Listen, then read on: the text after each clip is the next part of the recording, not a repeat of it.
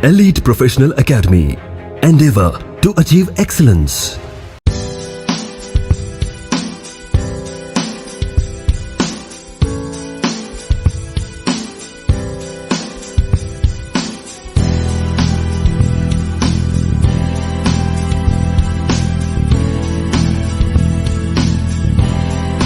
So I was discussing the meaning of the bridge.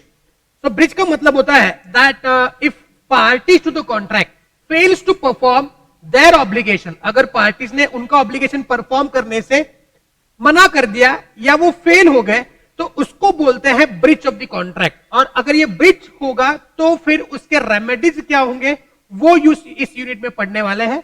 पहले हमने bridge का मतलब समझ लिया है और फिर सेकंड पार्ट दैट इज उसके रेमेडीज, ये हम लोग आज के लेक्चर पे कवर करने की कोशिश करेंगे ना। ब्रिज ऑफ द कॉन्ट्रैक्ट का मीनिंग समझ गए, अब ब्रिज के कितने प्रकार होते हैं वो देखेंगे। तो ब्रिज के प्रकार होते थे दो bridge, that is actual bridge and anticipated bridge, जो अभी आपके स्क्रीन पे दिख रहा है। एक्चुअल ब्रिज का मतलब होता है when on the due date of the performance of the contract, अगर प्रॉमिसर प्रॉमिसर को जाके बोलता है कि मैं इस कॉन्ट्रैक्ट को परफॉर्म नहीं करूंगा, कब? On due date of the performance. तो यहां पे इंपॉर्टेंट पॉइंट ये है दैट इज ड्यू डेट। तो ड्यू डेट पे अगर परफॉर्मेंस करने से मना कर देते हैं तो उसको बोलते हैं ब्रीच ऑफ द कॉन्ट्रैक्ट, और वो ब्रीच होगा आपका एक्चुअल ब्रीच। अब जैसे ही आपने एक्चुअल ब्रीच कर दिया तो सामने वाली पार्टी जिसने डिफॉल्ट नहीं किया है उसका डिफॉल्ट किए हुए पार्टी के ऊपर डैमेजेस क्लेम करने का राइट उसी समय बन जाता है। वेयर एज अगर मैं एंटिसिपेटरी ब्रीच की बात करूंगा तो एंटिसिपेटरी ब्रीच का मतलब होता है the breach of the contract before the due date of the performance. तो ड्यू डेट पे करेगा तो एक्चुअल ब्रीच, ड्यू डेट के पहले करेगा तो एंटिसिपेटरी ब्रीच। अब जैसे ही एंटिसिपेटरी ब्रीच हो जाता है तो जो पार्टी नॉन डिफॉल्टिंग पार्टी है उसके पास दो ऑप्शन अवेलेबल होते हैं। एक तो वो उसी समय पे डैमेजेस को क्लेम करे कि मेरा इतना नुकसान हो जाएगा, अगर तू ड्यू डेट पे परफॉर्म नहीं करेगा तो मेरा इतना नुकसान हो जाएगा, तो उसी दिन पे वो राइट टू क्लेम डैमेजेस रखता है। या फिर वो चाहे तो वेट कर सकता है टिल ड्यू डेट, तो ड्यू डेट तक वो वेट कर सकता है और वो दिमाग में ये सोच रहा है कि ड्यू डेट पे अभी प्रॉमिसर ने तो मना कर दिया लेकिन वो ड्यू डेट पे परफॉर्म कर लेगा, अब मैं वेट करूंगा। So if he is waiting till due date, then at due date two things may happen. One is he may perform, उसका दिमाग बदल गया, वो बोलेगा यार मैंने बहुत बड़ी गलती कर दी, मैंने तो उसको मना कर दिया था लेकिन आज मेरा हृदय परिवर्तन हो गया है, मैं आज परफॉर्म करूंगा, तो वो परफॉर्म कर लेगा। या फिर वो जो उसने पहले ही ठान लिया था कि मैं परफॉर्म नहीं करूंगा तो वो परफॉर्म नहीं करेगा। सो ही मे परफॉर्म और ही मे नॉट परफॉर्म। तो अगर वो परफॉर्म कर लेगा तो सवाल ही पैदा नहीं होता है, सब हैप्पी एंडिंग हो गया। और अगर वो परफॉर्म नहीं करेगा तो वापस जो सामने वाली पार्टी जो नॉन डिफॉल्टिंग पार्टी है उसका जो राइट हुआ करता था टू क्लेम द डैमेजेस, वो उसको अगेन वापस मिल जाएगा टू क्लेम डैमेज। तो वो अगेन क्या करेगा, अपने डैमेजेस उस दिन पे क्लेम करेगा। लेकिन इसमें एक बहुत बड़ा सवाल पैदा हुआ था, दैट इज कि अगर एक बार एंटिसिपेटरी ब्रीच हो गया और till the due date of the performance, इन दोनों डेट्स के बीच में अगर मान लेते हैं कुछ सुपरविनिंग इंपॉसिबिलिटी आ जाती है तो क्या होगा? तो अगर इस केस में कुछ सुपरविनिंग इंपॉसिबिलिटी आ जाती है तो बच्चों जो राइट हुआ करता था टू क्लेम द डैमेजेस वो नॉन डिफॉल्टिंग पार्टी से निकल जाएगा, बिकॉज आज के दिन पे सुपरविनिंग इंपॉसिबिलिटी आने की वजह से जो डिफॉल्टिंग पार्टी है जिसने ऑलरेडी बोल दिया था कि मैं परफॉर्म नहीं करूंगा, वो आज कैसे भी करके परफॉर्म नहीं कर सकता। तो जो नॉन डिफॉल्टिंग पार्टी है उसका डैमेजेस क्लेम करने का राइट क्या हो जाएगा, निकल जाएगा। और ये वाली बातें हमने यहां पे एंटिसिपेटरी ब्रीच में पढ़ ली थी। आई होप आपको यहां पे कुछ दिक्कत नहीं होगी, ठीक है। उसके बाद अब हम लोग आएंगे सेकेंड पार्ट में, that is suit for, that is remedies for breach of the contract. आगे बढ़ने से पहले आप मुझको बताएंगे यहां तक कुछ आपको दिक्कत है या नहीं। Any doubt so far here, please let me no.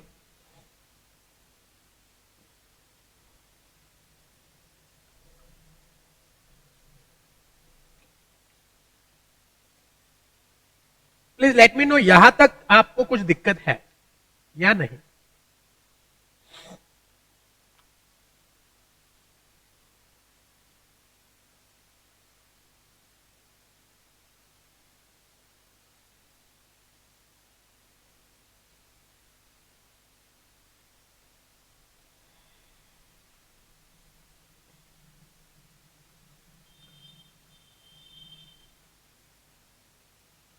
तो आपको कुछ डाउट्स नहीं है? अच्छा सुनो ना, एक शुरू करने से पहले ना मैं आपसे कुछ कैजुअल बात करना चाहूंगा। आप रिवीजन कर रहे हो क्या? यूनिट नंबर 1 2 3 4 मैंने जिस प्रकार से आपको रिवीजन करने के लिए बोला था, क्या आप वो कर रहे हो क्या? Are you revising unit number 1 2 3 4 whatever we have shown? अब तो हम लोग पहले एक्ट में है, अब तो और एक्ट्स आएंगे, 5 एक्ट पढ़ने हैं कुल मिला के। So it is better that you are revising properly. तो बताओ क्या आप रिवीजन कर रहे हो?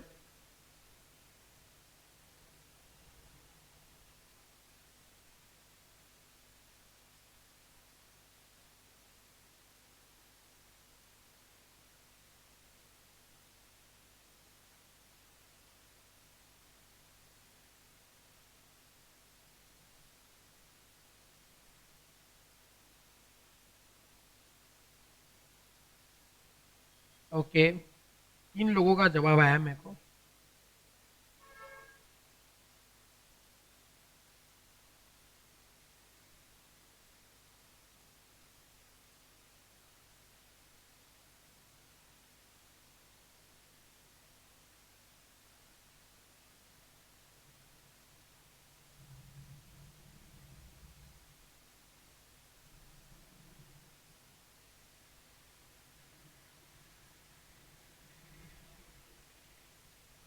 ओके, सो आप मुझको बोल रहे हो कि रिवीजन कर रहे हैं, तो वेरी गुड। जो लोग रिवीजन कर रहे हैं, परफेक्ट फॉर ऑल देम। आपका जो सफर होगा वो बहुत ही निवांत होगा। जो लोग रिवीजन नहीं कर रहे हैं, बहुत कठिनाइयों का सामना आपको करना पड़ेगा बिकॉज बस यही सब्जेक्ट नहीं, और भी सारे सब्जेक्ट्स हैं। तो मेक श्योर दैट कि सारे सब्जेक्ट की रिवीजन आप प्रॉपरली कर रहे हो, उसी समय पे खत्म कर रहे हो, तो आपके लिए दिक्कत नहीं होगी। अदरवाइज फिर बहुत बड़ी कठिनाइयों का सामना आपको करना पड़ेगा एग्जाम के दिन पे, तो फिर झिंगा लाला है फिर आपका। ठीक है, चलो, so please make sure that कि आप रिवीजन वगैरह कर रहे हो, मेरे सब्जेक्ट के नहीं, बाकी सारे सब्जेक्ट के भी, जो भी आपको टीचर बता रहे हैं उस सारे प्रकार से आप रिवीजन वगैरह कर रहे हो। ओके, चलो, सो जो लोग रिवीजन कर रहे हैं, very good, I love you all.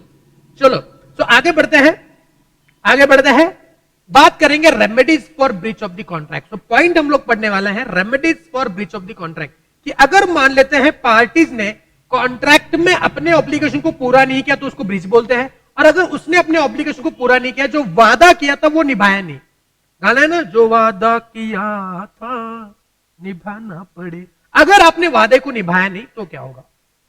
तो वादा नहीं करेंगे तो सामने वाली पार्टी जिसको आपने वादा किया था उसके पास कुछ हक होंगे, उसके कुछ राइट्स होंगे। तो रेमेडीज का मतलब होता है राइट्स। तो what are the rights available? What are the rights available for the non-defaulting party on the defaulting party? वो उससे क्या मांगेगा? Yes or no? तो पहला रेमेडीज हम लोग देखेंगे, that is suit for damages. तो पहली रेमेडी है आपकी suit for damages, और कल मैंने जाते जाते आपको बताया था कि इसके साथ साथ और भी है, that is along with the damages, वो damages क्लेम करने के साथ साथ उसके पास कुछ फॉलोइंग रेमेडीज भी अवेलेबल है। Yes, what the following remedies? तो हमारे पास 2 रेमेडीज अवेलेबल है, एक तो वो डैमेजेस क्लेम करेगा, एक तो वो डैमेजेस क्लेम कर सकता है, और साथ साथ अदर रेमेडीज भी उसके पास अवेलेबल है ना। What are the other remedies? पहले डैमेजेस को खत्म करते हैं और फिर अदर रेमेडीज पे जंप करते हैं। ठीक है, चलो, तो पहला है डैमेजेस। अब डैमेजेस में कितने कितने डैमेजेस देखो ना, व्हाट मीन बाय डैमेजेस ये पहले समझते हैं। तो कॉम्पेंसेशन फॉर लॉस और damages caused by breach of the contract. When a contract has been broken, एक बार कॉन्ट्रैक्ट ब्रेक हो गया, the party who suffers by such breach is entitle, जो पार्टी इस ब्रीच से सफर कर रही है, बड़ी सफर, सफर का मतलब होता है वो उस नुकसान को सहन कर रही है। सफर मतलब सहन करना, सहन करना। जो भी बातें मैं लिखता हूं हिंदी में, मराठी में, इंग्लिश में, प्लीज मेक श्योर दैट आप उस वर्ड्स को उसके साथ साथ लिख रहे हो। So when a contract has been broken, the party who suffers by such a breach is entitled to receive from the party who has broken the contract a compensation. Yes, तो important वाला point word यहां पे यह है, compensation for loss और damages caused to him thereby. मतलब कि जो पार्टी है जिसको नुकसान हुआ है by breach of the contract, वो जिसने नुकसान किया है, जिसने ब्रेक कॉन्ट्रैक्ट को ब्रेक किया है उससे कॉम्पेंसेशन मांगेगी, हर्जाना, नुकसान भरपाई जिसको बोलते हैं, इसको बोलेंगे नुकसान भरपाई। नुकसान भरपाई, वो नुकसान भरपाई मांगेगी किसके लिए? कोई भी लॉस उसको हुआ या डैमेज, डैमेज यानी कि किसी वो मॉनिटरी हो या कोई और हो तो वो कॉम्पेंसेशन क्लेम करेगा फॉर एनी लॉस और डैमेजेस जो उसको उस कॉन्ट्रैक्ट के ब्रेक करने की वजह से हुआ है, which naturally arose in the course of things from such breach or which the parties when they made the contract to be likely to be result from the breach of it।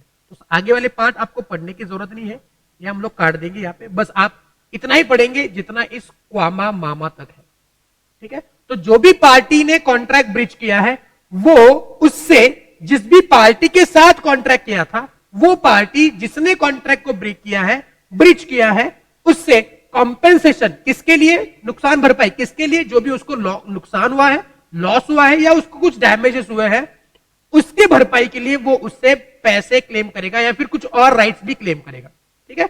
Next one, compensation for failure to discharge obligation resembling those created by contract. अब ये क्या चीज है? When an obligation resembling those created by contract has been incurred and has not been discharged, the person injured by the allure to discharge the entitled to receive the same compensation from the party in default as if such person has contracted to discharge it and had broken his contract। okay? बस ऊपर वाले point को ही आगे उन्होंने explain किया हुआ है कि अगर मान लेते हैं कि कोई भी compensation due to discharge of the obligation जो कॉन्ट्रैक्ट के जैसे होते हैं, उसकी वजह से जो ऑब्लिगेशन आया है उसको भी हम लोग ब्रीच ऑफ कॉन्ट्रैक्ट ही मानेंगे। एग्जाम्पल के तौर पे क्या बताया, देखो हमने देखा था कि कुछ एक ऐसे कॉन्ट्रैक्ट होते हैं जो कॉन्ट्रैक्ट होते भी है या कॉन्ट्रैक्ट होते भी नहीं। क्या आप मुझको उसका वो पॉइंट बता पाओगे कि कौन से ऐसे वाले कॉन्ट्रैक्ट को क्या बोला जाता है जो कॉन्ट्रैक्ट होते भी है और नहीं भी होते हैं? मैंने आपको बताया था यूनिट नंबर आई थिंक 1 में ही डिस्कस किया था कि जो ऐसे कुछ ऑब्लिगेशंस होते हैं जो कॉन्ट्रैक्ट होते भी है और कॉन्ट्रैक्ट होते भी नहीं है, कॉन्ट्रैक्ट होते भी है और कॉन्ट्रैक्ट होते भी नहीं है, उस चीज को हम लोग क्या बोलते हैं? What we call it as. क्या कोई बता पाएगा? देखते किसका मेमोरी शार्प है।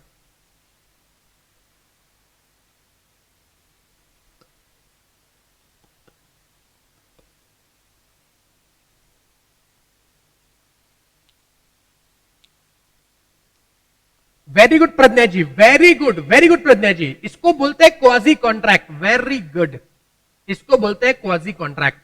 Very very good, I am proud of you Pragya ji. इसको बोलते हैं क्वाजी कॉन्ट्रैक्ट्स। कुछ एग्जांपल बता पाएंगे क्वाजी कॉन्ट्रैक्ट्स के? Very good Ankita ji, Alisha ji, very good. Aditi, Swaroop, Ankita, very good, congratulations, you have won my heart, congratulations. Om ji, Shrutika ji, Saurabh, very good very good. जितना भी हमने सीखा है अब मेरे दिल को तसल्ली हो गई है कि आप ढंग से पढ़ रहे हो, क्योंकि आप मेरे सामने नहीं तो मुझको समझता नहीं है कि आपको समझ रहा है नहीं समझ रहा। Very good Rajnandini ji, Saurabh, very good. Yes, very good. तो कोई एग्जांपल बता पाएगा मुझको क्वाजी कॉन्ट्रैक्ट का? What is example of quasi contract?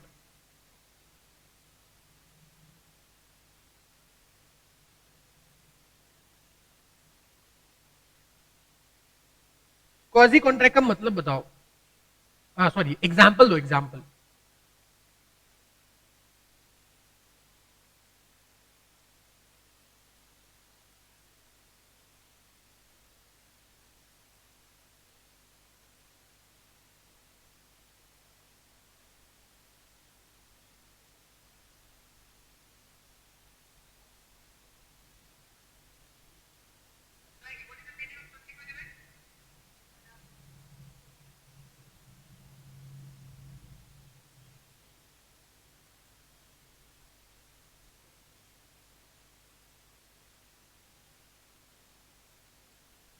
अरे एग्जाम्पल दो ना क्वाजी कॉन्ट्रैक्ट का।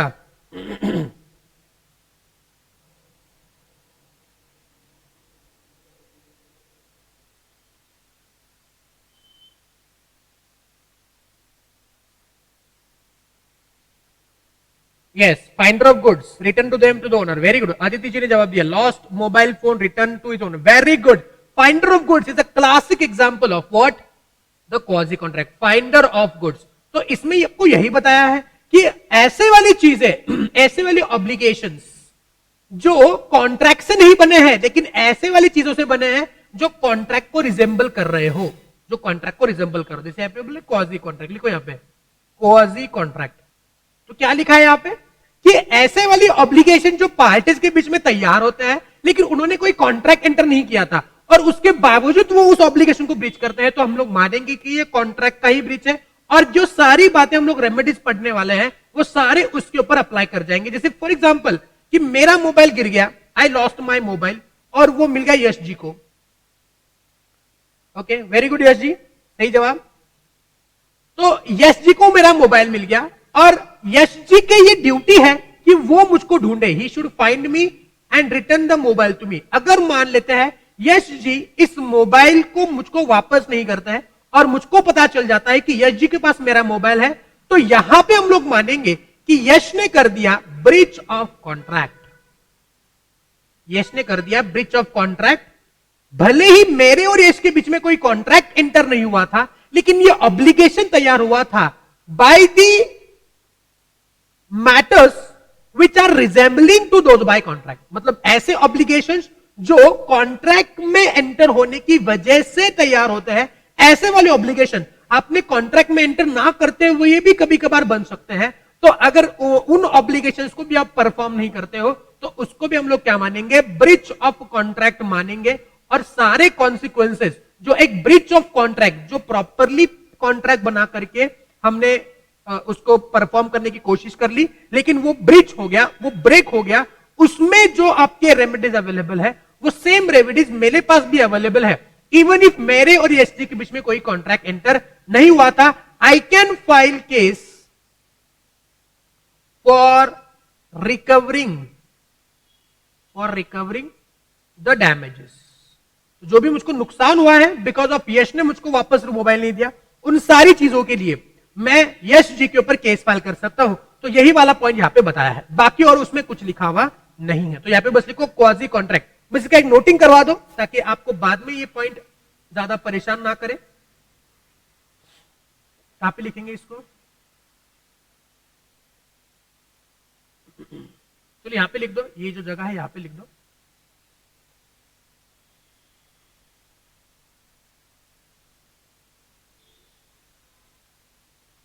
Finder of goods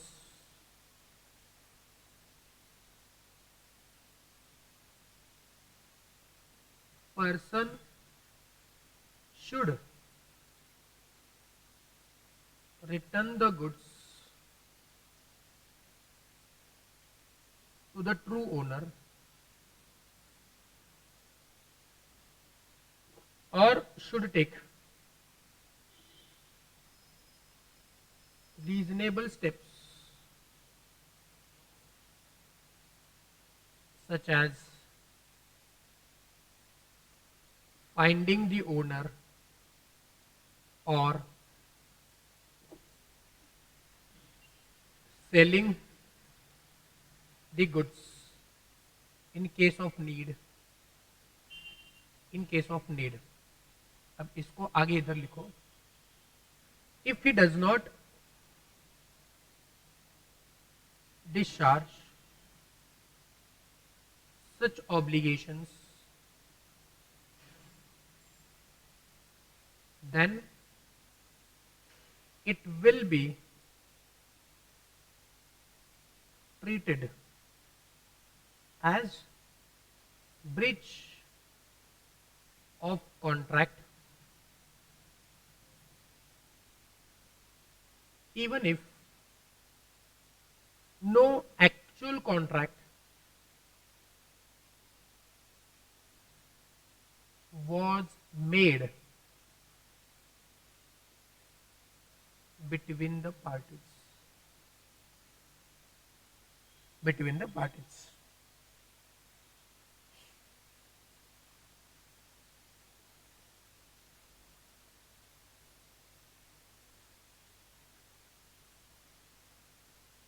Okay, let me know once you finish with the writing.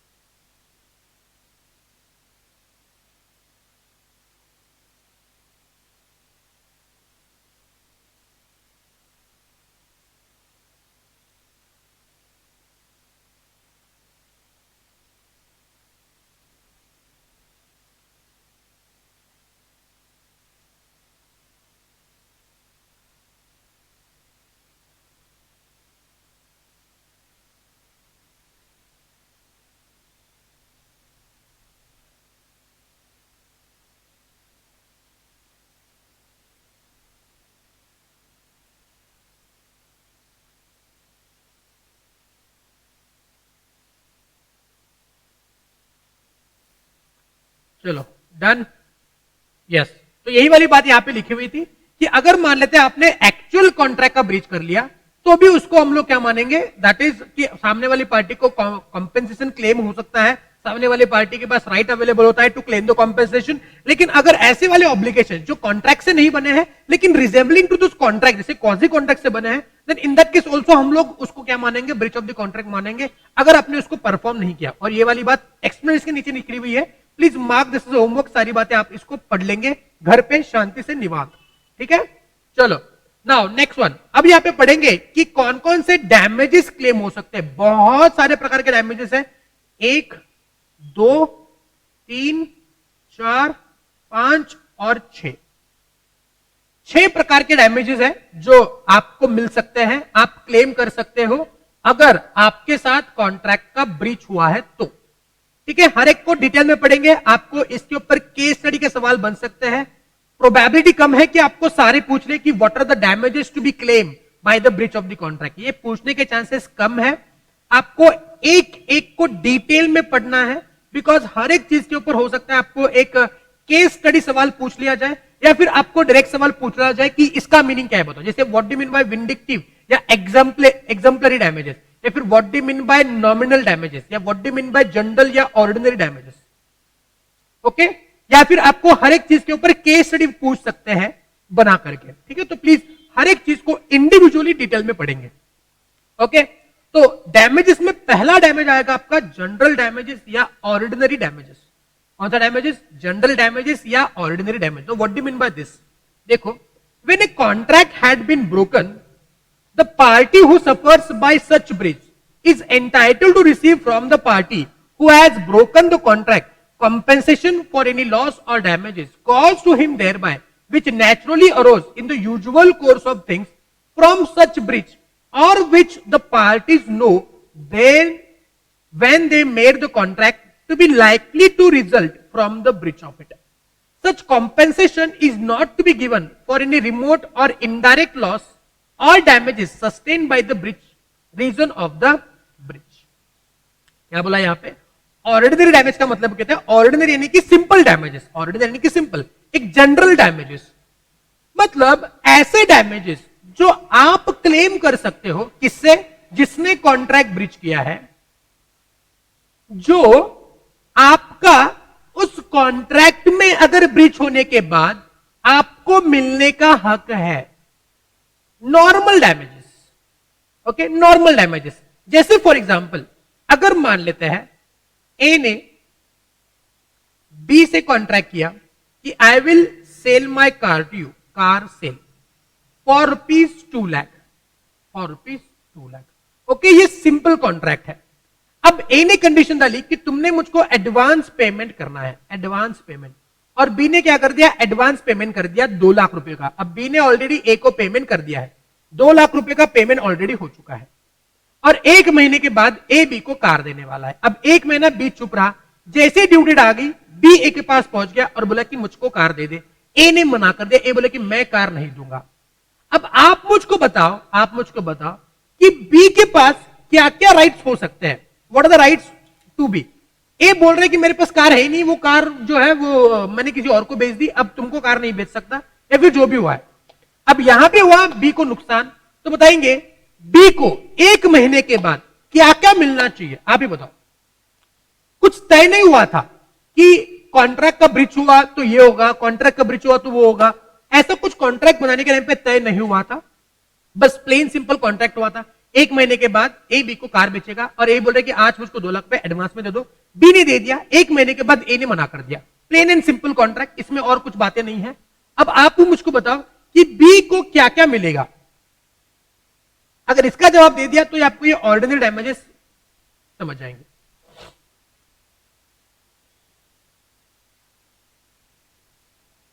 To recover the payment, ठीक है, तो B can recover the first thing that they will do, that B will do, that he has a right to recover ₹2 lakh. Okay, 2 lakh recover करेगा। आगे बताओ और क्या होगा।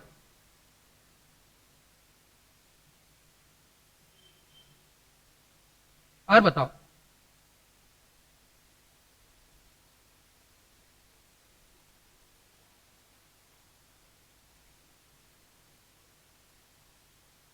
तो यहां पे देखो बच्चों, 2 लाख आप जो बोल रहे हो वो सही बिल्कुल है कि 2 लाख रुपए तो रिकवर हो जाएंगे, लेकिन साथ साथ ये 2 लाख रुपए का इंटरेस्ट भी तो उसको मिलना चाहिए, बिकॉज 2 लाख रुपए ए ने 1 महीने के लिए अपने पास रखे थे, बी ने 2 लाख रुपए ऑलरेडी एडवांस पेमेंट कर दिए थे, उसके बाद उसको कार मिलने वाली थी, तो 2 लाख रुपए तो मिलेंगे, साथ साथ जो भी इंटरेस्ट होगा 2 लाख रुपए के ऊपर for 1 month. Sir interest rate क्या होगा, वो इंटरेस्ट रेट कोर्ट वगैरह डिसाइड कर दिया। नॉर्मल अगर वो बैंक में रखता तो कितना परसेंट उसको मिलता, तो मान लेते उसको 6% मिलता, 6% पर एनम, तो 6% पर एनम के हिसाब से इंटरेस्ट मिलेगा फॉर 1 मंथ। जो आप डैमेजेस की बात कर रहे हो राजनंदिनी जी, फिर उसके बाद स्नेहल जी बात करिए, कि वो प्रज्ञा जी बात करिए, यस केदार जी का बिल्कुल सही जवाब है कि डैमेजेस करके उसको क्या मिलेंगे, नुकसान हुआ ना उसका 2 लाख रुपए के ऊपर जो इंटरेस्ट है, वो 2 लाख रुपए एक को नहीं देता, तो वो 2 लाख रुपए बैंक में रखता, तो बैंक में रखता तो इंटरेस्ट मिलता ना, कितना मिलता, 6% मिलता, तो 6% का इंटरेस्ट 1 महीने का जितना भी बनता है वो ए ने बी को देना है अलॉन्ग विथ ₹2 लाख। इसको बोलते हैं ऑर्डिनरी डैमेजेस, इसको बोलते हैं ऑर्डिनरी डैमेजेस। क्लियर है, पक्का। जो एक राइट होता है पार्टीज का, अगर उन्होंने कॉन्ट्रैक्ट में ब्रीच कर लिया तो एक नॉर्मली जितना लॉस होता है, देखो यहां पे वर्डिंग क्या हुआ है, that online please, which naturally arose in the normal course of things, मतलब कि ऐसे डैमेजेस जो नेचुरली बन जाते हैं, नेचुरली बी का नुकसान हो जाता है, और ये नेचुरली हुआ, नेचुरली मतलब 2 लाख रुपए तुमको नहीं देता तो वो बैंक में रखता, तो नेचुरली मुझको उतना % इंटरेस्ट मिलता ही ना, मैं तुमको देके गलती किया, तो नेचुरली जितने अराउज होते हैं उसको बोलते हैं ordinary damages. Okay, I hope आपको ऑर्डिनरी डैमेजेस समझ चुके हैं। अब नीचे एक एग्जांपल आया है, इससे और बातें निखर करके आएगी। A agrees to sell to B bags of rice at ₹5,000 per bag. तो ए ने बी को, देखो कितना सिंपल कॉन्ट्रैक्ट है, ए ने बी को बताया, प्रॉमिस किया कि मैं तुमको राइस बेचूंगा 5,000 रुपए पर बैग, एक बैग का 5,000 रुपए, to be delivered to be given after 2 months। अब डिलीवरी कब देनी है, 2 महीने के बाद। Sorry. On the date of delivery, the price of rice goes up to ₹5,500। अब 2 महीने के बाद, जैसे आज है 31 जुलाई, 2 महीना मतलब अगस्त सितंबर, तो 30 सितंबर पे डिलीवरी देनी है। आज रेट है 5,000 रुपए, हमने कॉन्ट्रैक्ट एंटर कर लिया कि डिलीवरी के दिन पे जब तुम मुझको राइस बेचोगे तो 5,000 रुपए पर बैग से राइस तुम दोगे, लेकिन जब डिलीवरी आई तो राइस का प्राइस था 5,500, यानी कि 30 सितंबर को। यहां पे A refuse to deliver the bag. अब ए ने क्या कर दिया, बोला कि मैं तुमको बैग नहीं बेच सकता, मैं तुमको राइस नहीं बेच सकता। तो बात ये करेंगे कि अगर ए ने बी को पहले बताया है, आज है 31 जुलाई, 31 जुलाई पे ए ने बी को बोला है कि मैं तुमको राइस बेचूंगा, कब? ऑन 30th ऑफ सितंबर 21। कितने में? 5,000 रुपए पर बैग। जितने भी बैग तुम लोगे, 100, 200, 300, 400, जितने भी बैग्स हैं, तो उतने बैग में तुमको 5,000 रुपए दूंगा। लेकिन 30 सितंबर को मार्केट में प्राइस था उसका ₹5,500, ₹5,500 मार्केट में प्राइस था ₹5,500। लेकिन कॉन्ट्रैक्ट क्या हुआ था? 5,000 पर बैग से देगा, तो उसने 5,000 पर बैग से ही देना है। लेकिन यहां पे on due date A refuses, A ने बोला कि मैं तुमको राइस नहीं बेचूंगा। तो अगर बी को उस दिन पे राइस की जरूरत है तो उसको क्या करना पड़ेगा? उसको मार्केट में जाना पड़ेगा, उसको मार्केट में जाना पड़ेगा ना राइस बेचने के लिए, बिकॉज ए तो मना कर रहा है। और मार्केट में वो कितने प्राइस से लेगा? मार्केट में वो 5,500 से लेगा। अब देखो उसको नुकसान कितने का होगा? अगर ए ने उसको बेचा रहता तो 5,000 में बेचा रहता, और उसने कितने में खरीदा? 5,500 में खरीदा, तो उसको नुकसान हुआ 500 रुपए का।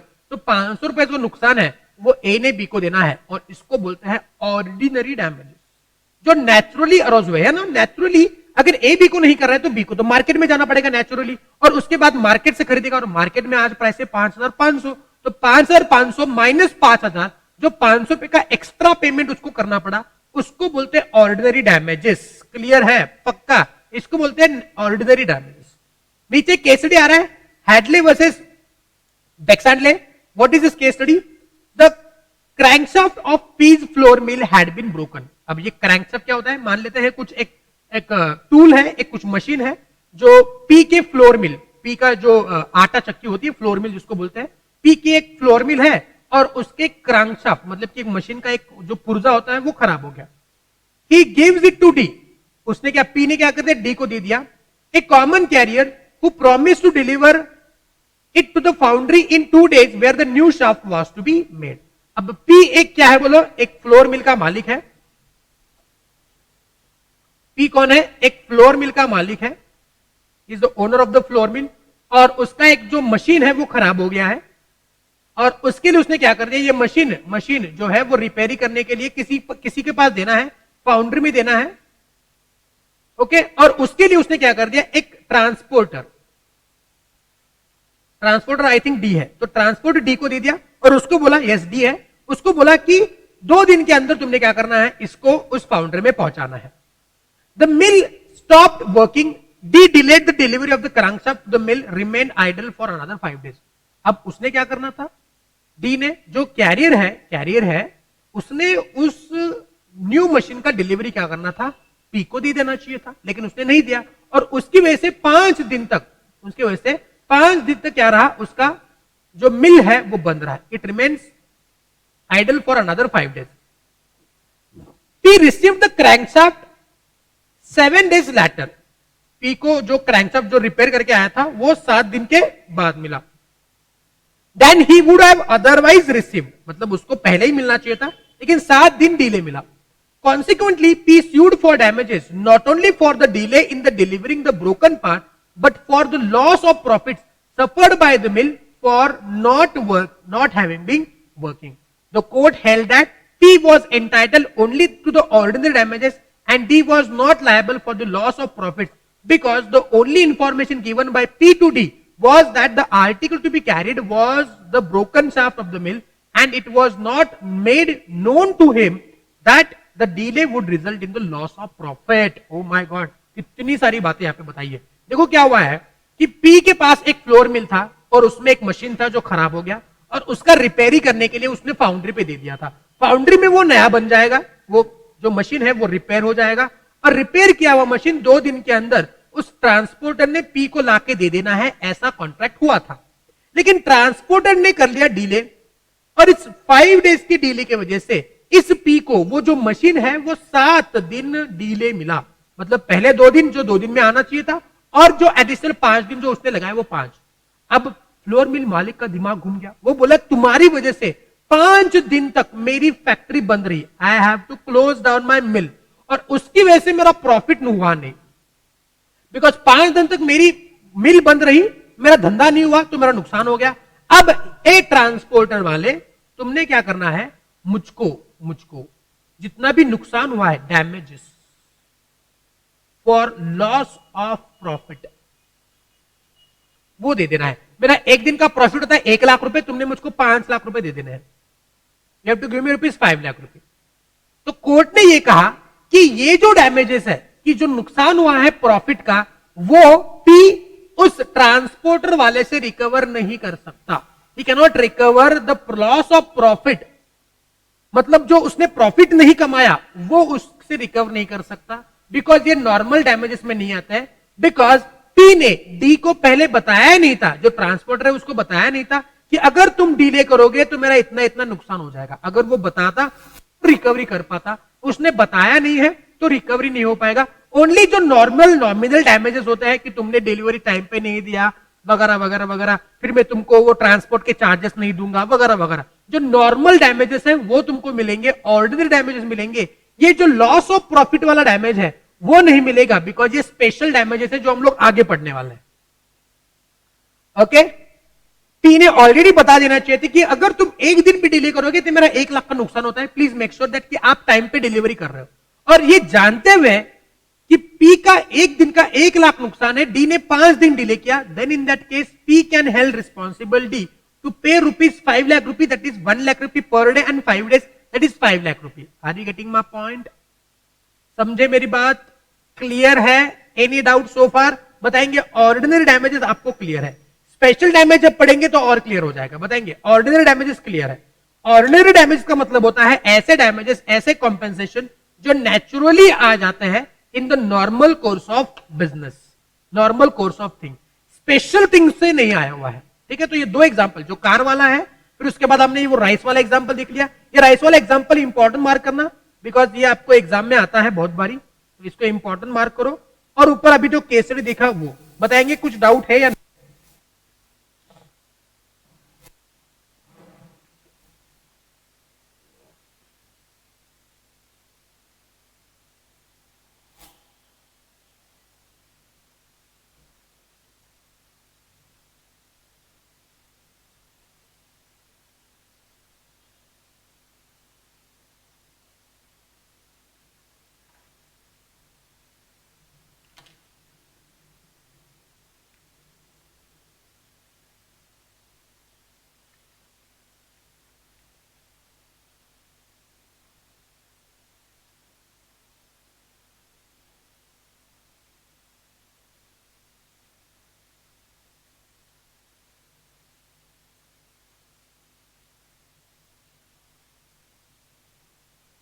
सब लोग जवाब करेंगे, क्लियर है या नहीं है?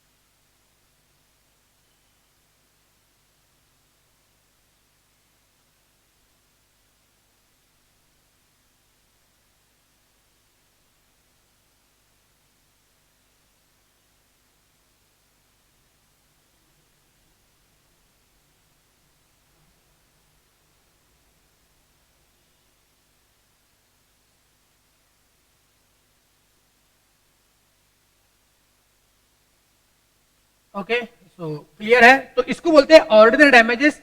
जब स्पेशल डैमेज पढ़ेंगे तो और क्लियर हो जाएगा। तो व्हाट इज स्पेशल डैमेजेस? अब स्पेशल डैमेजेस को मैं एग्जांपल से समझाऊंगा। A delivered a machine to B a common carrier. देखो सेम एग्जांपल, उसको थोड़ा एक्सटेंड किया है यहां पे।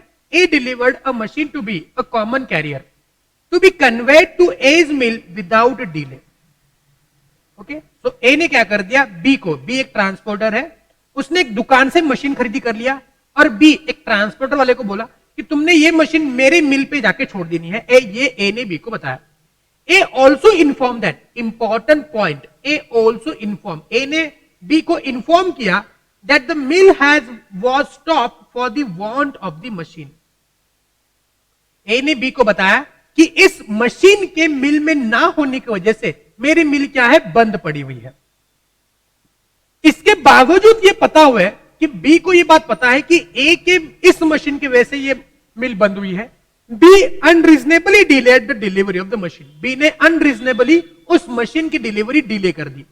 And in consequence A lost a profitable contract with the government, और उस मशीन की डिलीवरी समय पे ना मिलने की वजह से बी ए को गवर्नमेंट का एक कॉन्ट्रैक्ट नहीं मिला और उसकी वजह से उसको हो गया एक नुकसान। In this case A is entitled to receive from B by way of compensation the average amount of profit. Yes, now here he can recover the average amount of profit which he would have earned made by running the mill during the period of the delay, but he cannot recover the loss sustained to the loss of the government contract as A's contract with the government was not brought to the notice of the B. तो यहां पे हम लोग मानेंगे कि उस वजह से जो नुकसान हुआ है, किसको, जो ए को नुकसान हुआ है कि वो बिल बंद रही, मिल जो बंद रही, मिल जो शुरू नहीं हुई, उसकी वजह से जो नुकसान हुआ वो रिकवर कर सकता है। बिकॉज ए ने बी को क्या बताया था कि तुम अगर उसने क्या बताया था कि इस मशीन की वजह से मेरी मिल बंद पड़ी हुई है, तुम अगर उसको मेरे मिल पे लाके छोड़ दोगे तो मेरा मिल चालू हो जाएगा। तो मिल चालू नहीं हुई, इसकी वजह से जो नुकसान हुआ वो रिकवर करवा सकता है। लेकिन गवर्नमेंट कॉन्ट्रैक्ट ना मिलने की वजह से जो नुकसान हुआ है, जो लॉस हुआ है, वो रिकवर नहीं कर सकता। भाई बिकॉज ए ने बी को क्या बताया है, देखो यहां पे क्या बताया है कि तुम्हारे मेरे इस मशीन की वजह से मेरी मिल बंद पड़ी हुई है, तुम जितनी जल्दी उसको दोगे उतनी जल्दी मेरा मिल चालू हो जाएगा। लेकिन उसने ये कहां पे बताया कि मेरा ऐसा गवर्नमेंट कॉन्ट्रैक्ट है। ओके, ऐसा गवर्नमेंट कॉन्ट्रैक्ट मिल चुका है मुझको, और तुम अगर इस गवर्नमेंट कॉन्ट्रैक्ट इस मशीन को मुझको नहीं दोगे तो मेरा गवर्नमेंट कॉन्ट्रैक्ट चला जाएगा और उसकी वजह से मुझको इतना नुकसान हो जाएगा। तो जी हां, जरूर उस मिल की बंद होने की वजह से जो नुकसान हुआ है वो रिकवरी हो सकता है। लेकिन गवर्नमेंट कॉन्ट्रैक्ट ना मिलने की वजह से जो भी नुकसान हुआ है वो रिकवर नहीं कर सकता। बिकॉज उसने वो स्पेशल कंडीशन कम्युनिकेट की ही नहीं कि गवर्नमेंट कॉन्ट्रैक्ट मिला है, प्लीज जल्दी मुझको ये मिल दे दो ताकि मैं क्या करूं, मैं इस गवर्नमेंट कॉन्ट्रैक्ट को ले पाऊं और मैं प्रॉफिट कमा पाऊं। उसने बस क्या बताया कि मेरे इस मशीन की वजह से मेरी मिल बंद पड़ी हुई है। उसने गवर्नमेंट कॉन्ट्रैक्ट के बारे में कुछ नहीं बताया। तो जनरल डैमेजेस, ऑर्डिनरी डैमेजेस और स्पेशल डैमेजेस में क्या फर्क है? ऑर्डिनरी डैमेजेस में आपको वो डैमेजेस मिलते हैं जो नेचुरली आते हैं, लेकिन स्पेशल डैमेजेस में आपको वो डैमेजेस मिलते हैं जिसके बारे में आपने पहले कम्युनिकेट किया हुआ है, नोटिस दिया हुआ है। When you have already communicated a special circumstances affecting the contract, मतलब ऐसे कंडीशंस जो तुम परफॉर्म नहीं करोगे तो मुझको नुकसान होगा, ऐसे तुमने पर्टिकुलरली बता दिया है, तो वो पर्टिकुलरली आपको क्या होगा, बोलो, नुकसान आप भरपाई लेने का राइट रखते हो। पढ़ता हूं मैं meaning, where a party to the contract receives a special notice, मतलब जब कॉन्ट्रैक्टिंग पार्टीज को एक स्पेशल नोटिस मिल जाता है which affect the contract, he will be liable not only damages naturally arose, मतलब कि उसको तो वो क्या मिलेंगे, उसको क्या मिलेंगे, उसको ऑर्डिनरी डैमेज तो मिल जाएंगे, इसको बोलते हैं ऑर्डिनरी डैमेजेस। ऑर्डिनरी डैमेजेस तो मिल जाएंगे, साथ साथ and directly from the breach, but also for special damages, या फिर उसको क्या मिलेंगे, स्पेशल डैमेजेस मिल जाएंगे। तो स्पेशल डैमेजेस और साथ साथ उसको क्या मिलेंगे, ऑर्डिनरी डैमेज भी मिलेंगे। तो इसका मतलब ये नहीं है कि ऑर्डिनरी मिलेंगे तो स्पेशल नहीं मिलेंगे, स्पेशल नहीं मिलेंगे तो ऑर्डिनरी मिलेंगे।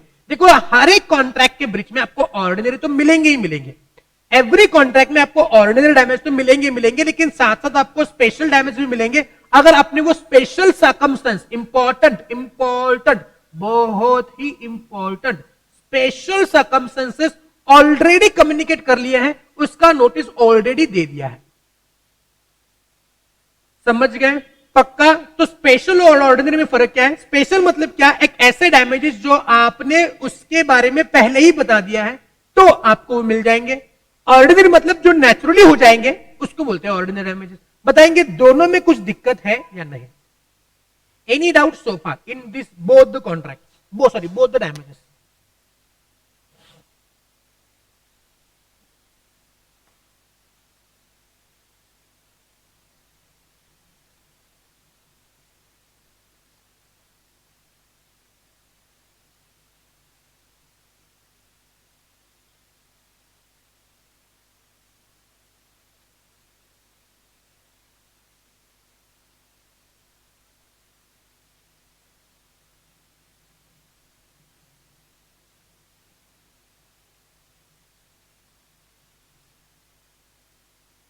If you have no doubts, then please special damages और ऑर्डिनरी डैमेजेस को रीड करेंगे। दोनों पॉइंट्स को रीड करो, special damage also and ordinary, plus बस मीनिंग पढ़ो, ये वाला बुलेट, ये वाला bullet, and then special damages में ये वाला बुलेट और ये वाला बुलेट, और साथ साथ ऑर्डिनरी का ये एग्जाम्पल भी पढ़ लो वापस एक बार। तो ऑर्डिनरी में ये 3 बातें पढ़नी है और स्पेशल में वो 2 बुलेट्स पढ़ने हैं।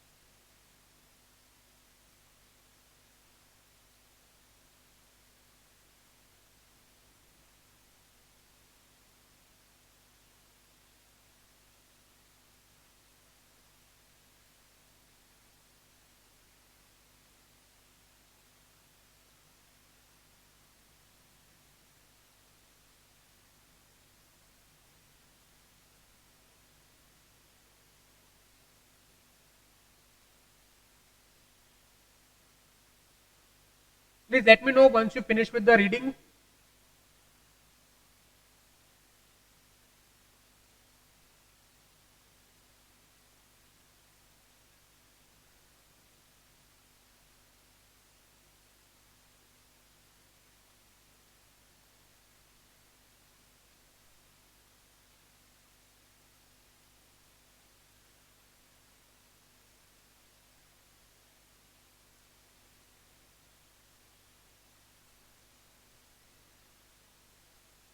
ओके चलो, सो ऑर्डिनरी और स्पेशल दोनों आपको क्लियर है। नेक्स्ट आपका डैमेज आएगा विंडिक्टिव और exemplary damages. Now what is this vindictive और एग्जाम्पलरी डैमेजेस? ये लगता बहुत बड़ा है लेकिन एकदम सिंपल सा है। बोले नाम बड़े दर्शन छोटे, एकदम लगता है एकदम बम्बार्डिंग जैसा है, जैसे कि कोई एटम बॉम्ब जैसा नाम है, लेकिन है तो एकदम सिंपल वाली बात। विंडिक्टिव और exemplary damages, what do you mean this? These damages may be avoided only in two cases। तो आपको ये समझना है कि ये जो डैमेज है वो ओनली और ओनली दो केसेस में ही आता है। ये ओनली दो केसेस में ही होता है। इन दो केसेस को छोड़ के और किसी केस में ये विंडिक्टिव या एग्जाम्पलरी डैमेजेस को अवॉइड नहीं किया जाता है। जैसे कोई नॉर्मल कॉन्ट्रैक्ट है उसमें विंडिक्टिव एग्जाम्पलरी डैमेजेस नहीं दिए जाते, only in two cases. What are those two cases? For breach of the promise to marry because it causes injury to his or her feelings। देखो, जब मान लेते हैं कोई बंदा किसी से शादी करने का कॉन्ट्रैक्ट करता है, कॉन्ट्रैक्ट करता है मतलब प्रॉमिस करता है कि मैं तुमसे शादी करूंगा, ऐसे बहुत बारी होता है। ओके, प्रोवाइडेड वो दोनों जो लोग हैं वो कौन है? मेजर है, तो शादी करने के लिए की उम्र के है।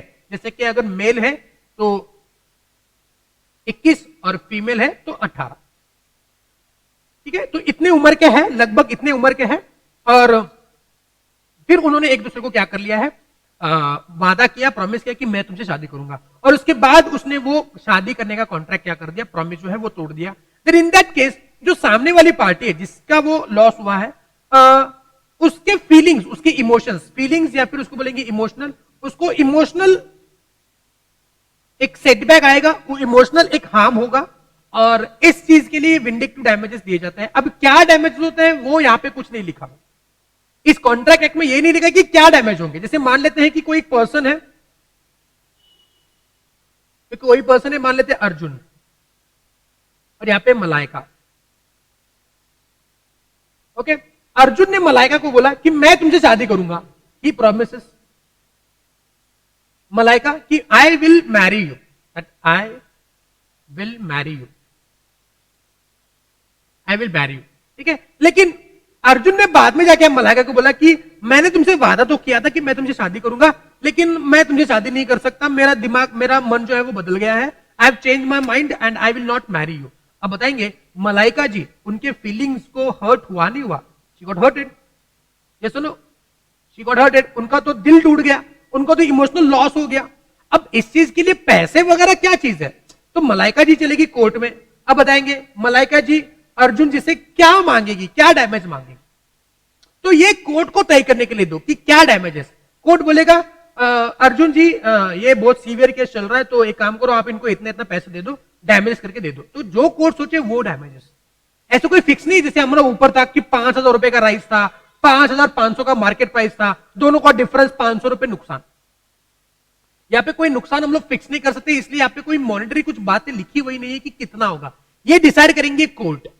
ठीक है, ये हो गया पहला केस कि जहां पे मैरिज कॉन्ट्रैक्ट ब्रीच हो जाता है, तो जिस भी पार्टी को इमोशनल नुकसान हुआ है उसको विंडिक्टिव या एग्जाम्पलरी डैमेजेस दिए जाते हैं। दूसरा, wrongful dishonour by a banker of his customers cheque. अब what do mean by this जान देंगे। अब मैं हूं, मेरा अकाउंट है आईडीबीआई बैंक में, इसमें आईडीबीआई बैंक में मेरा अकाउंट है। अब मैंने है ना प्रेरणा जी, लास्ट प्रेरणा जी है तो प्रेरणा जी, मैंने प्रेरणा जी को कुछ पैसे पे करने थे, तो मैंने क्या कर दिया, प्रेरणा जी को एक चेक दे दिया, चेक दे दिया ₹4 करोड़। तो मैंने क्या कर दिया, प्रेरणा जी को एक चेक मस्त काट करके दे दिया, ये रहा चेक, मस्त एक चेक काट करके यहां पे डेट, आज का डेट लिखा मैंने 27 नहीं 31 है ना, यस 31 जुलाई सॉरी 2021, पे टू प्रेरणा जी। ओके, और यहां पे आगे dash, sum of rupees 1 crore only. ठीक है, और यहां पे आ जाएगा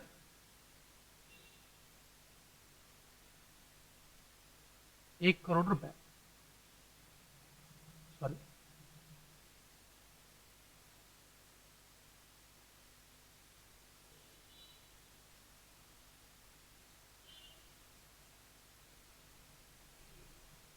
लिखूंगा ₹1 करोड़, और यहाँ पे आएगा साइन, और यहाँ पे बैंक का नाम आईडीबीआई और यहाँ पे चेक का नंबर जो भी है, ठीक है। कुछ इस प्रकार से चेक मैंने क्या कर दिया, प्रेरणा जी को दे दिया। अब प्रेरणा जी क्या करेगी, अपने बैंक में जाएगी। मान ले प्रेरणा जी का बैंक है बैंक ऑफ बड़ौदा। प्रेरणा जी चलेगी बैंक में, उन्होंने अपने खाते में वो चेक जमा कर दिया। बैंक ऑफ बड़ौदा मेरे बैंक के पास आएगी और बोलेगी कि आपका एक कस्टमर है मोहित, उसने हमारे कस्टमर को आपके ऊपर ड्रॉ किया हुआ चेक दिया है, प्लीज हमको पेमेंट दे दो ताकि हम आपसे पेमेंट रिसीव करके बैंक ऑफ बड़ौदा के प्रेरणा जी के अकाउंट में डाल दे। ऐसे ही होता है चेक का रिसीव, पेमेंट का रिसीव। लेकिन आईडीबीआई बैंक ने इस चेक का पेमेंट देने से मना कर दिया। अब चेक का पेमेंट ना देने के रीजंस क्या हो सकते हैं? पहला, insufficiency of funds. Insufficiency of fund मतलब मेरे अकाउंट में 1 करोड़ रुपए है ही नहीं और मैंने अकाउंट चेक डाक काट करके दे दिया, तो आईडीबीआई मेरा पेमेंट नहीं करेगी बिकॉज मेरे अकाउंट में 1 करोड़ रुपए होने चाहिए। दूसरा, सिग्नेचर मिसमैच, कि उनके रिकॉर्ड्स में जो सिग्नेचर है मेरा, मैंने कुछ अलग सिग्नेचर कर दिया तो वो सिग्नेचर मिसमैच हो रहा है, तो उसकी वजह से आईडीबीआई बोला कि ये चेक का पेमेंट हम लोग नहीं करेंगे। तीसरा, चेक जो है वो फोर्स्ड है, फोर्स्ड चेक। फोर्स्ड मतलब कि ये चेक क्या है, ये चेक फेक चेक है, ये ओरिजिनल चेक नहीं है जो हमने इशू किया था। बैंक एक चेक बुक देती है, वही चेक जाना चाहिए, तो ये फोर्ज चेक है। चौथा, time barred cheque. Time barred cheque, what is time barred cheque? कि चेक की वैलिडिटी 3 महीने तक होती है। ओके, मान लो आज मैंने चेक दिया है, तो आज अगस्त, सितंबर, अक्टूबर, तो 31 अक्टूबर तक प्रेरणा जी ने बैंक में जाके वो चेक का पेमेंट ले जाना चाहिए। अगर प्रेरणा जी अगले साल जाती है, अगले साल 31 जुलाई, वो बोलती है कि बैंक पेमेंट दे दो, तो वो चेक का पेमेंट नहीं होगा बिकॉज चेक का पेमेंट क्या हो चुका है, चेक का वैलिडिटी जो है खत्म हो चुका है, तो बोले इनवैलिड चेक, उसको बोलते हैं इनवैलिड चेक। तो ऐसे कुछ रीजंस होते हैं जिन रीजंस की वजह से चेक का पेमेंट आईडीबीआई बैंक नहीं करेगी। लेकिन उसमें से एक भी रीजन नहीं था, मेरे पास अकाउंट में पैसे थे, मेरा सिग्नेचर सही था, चेक फोर्ज नहीं था, 3 महीने के अंदर प्रेरणा जी बैंक में चली गई थी, कुछ भी रीजन नहीं था to not to make the payment, और आईडीबीआई बैंक ने गलती से ये चेक का पेमेंट नहीं किया और मेरा चेक हो गया डिसऑनर। ओके, प्रेरणा जी के बैंक ऑफ बड़ौदा ने प्रेरणा जी को बताया कि आपने जो मोहित सर से चेक लेके आए थे वो चेक उनके बैंक ने पेमेंट देने से मना कर दिया है। प्रेरणा जी ने मुझको फोन लगाया, बोला सर ऐसे क्यों करते हो सर, आपने मुझको पेमेंट देना था। तो मैंने बोला मैंने चेक तो दे दिया था। नहीं सर, आपने कौन सा चेक दिया, वो तो बैंक वाले मना कर रहे चेक का पेमेंट देने से, ये आपने ऐसा नहीं करना चाहिए था सर। ओके, मेरे को आपसे ये उम्मीद नहीं थी, I have never expected this from you. आपको पेमेंट नहीं देना चाहिए, नहीं देना था तो बोल देते। ये चेक दे के मुझको आपने क्या करना, फ्रॉड किया आपने मेरे से। मैं बहुत झुंझला गया, मैं बोला ऐसे कैसे हो सकता है। मैंने बोला प्रेरणा जी 2 मिनट रुकिए, मैं बैंक में जाता हूं। बैंक में जाकर मैंने तहकीकात कर दी, तो बैंक बोली कि आई एम सॉरी, बैंक का मैनेजर बोल रहे आई एम सॉरी, गलती से हमारा चेक का पेमेंट आपका नहीं हुआ, आप एक दूसरा चेक दे दो उसका पेमेंट कर देंगे। मैंने बोला पागल इंसान, आपको पता है प्रेरणा जी के सामने मेरी कितनी बेइज्जती हो गई, अब ये कौन देगा? मेरी जो बेइज्जती हुई है, मेरा जो ये क्या बोलते उसको, मेरी जो पर्सनल नुकसान हुआ है मुझको, मेरी इज्जत क्या बोलते उसको, उसके धज्जियां उड़ गई मेरी इज्जत की, मार्केट में बर्बाद हो गई मेरी इज्जत। प्रेरणा जी को मैं मुंह दिखाने के लायक नहीं रहा। इसका आपको पेमेंट तो अभी कर दोगे, लेकिन प्रेरणा जी के सामने जो मेरी इज्जत उछली है मार्केट में, प्रेरणा जी ने 10 लोगों को बता दिया रहेगा कि ऐसा ऐसा हुआ है करके, तो उसका क्या होगा? तो ऐसे वाली चीज के लिए जिसको बोलते हैं रॉन्गफुल डिसऑनर, रॉन्गफुल, अगर मान लेते हैं इन रीजंस की वजह से डिसऑनर हो गया तो सही है, लेकिन अगर इन रीजंस को छोड़ के और भी कुछ रीजंस हो सकते हैं उसकी वजह से भी नहीं, मतलब चेक को डिसऑनर करने का कुछ रीजन ही नहीं बनता था, लेकिन उसके बावजूद बैंक ने डिसऑनर कर दिया, इसको बोलते हैं रॉन्ग डिसऑनर, इसको बोलते हैं रॉन्गफुल डिसऑनर, इसको बोलते हैं रॉन्गफुल डिसऑनर। बैंक ने डिसऑनर नहीं करना चाहिए था, लेकिन बैंक ने डिसऑनर किया, so it has become a wrongful dishonour of a banker cheque, और इस वजह से जो नुकसान होगा, मेरी क्रेडिट वर्दीनेस, मेरा क्रेडिट चला गया, मेरा रेपुटेशन खराब हुआ, उस वजह से जो नुकसान होगा उसके लिए मैं बैंक से क्या कर सकता हूं, विंडिक्टिव या एग्जम्पलरी डैमेजेस क्लेम कर सकता हूं।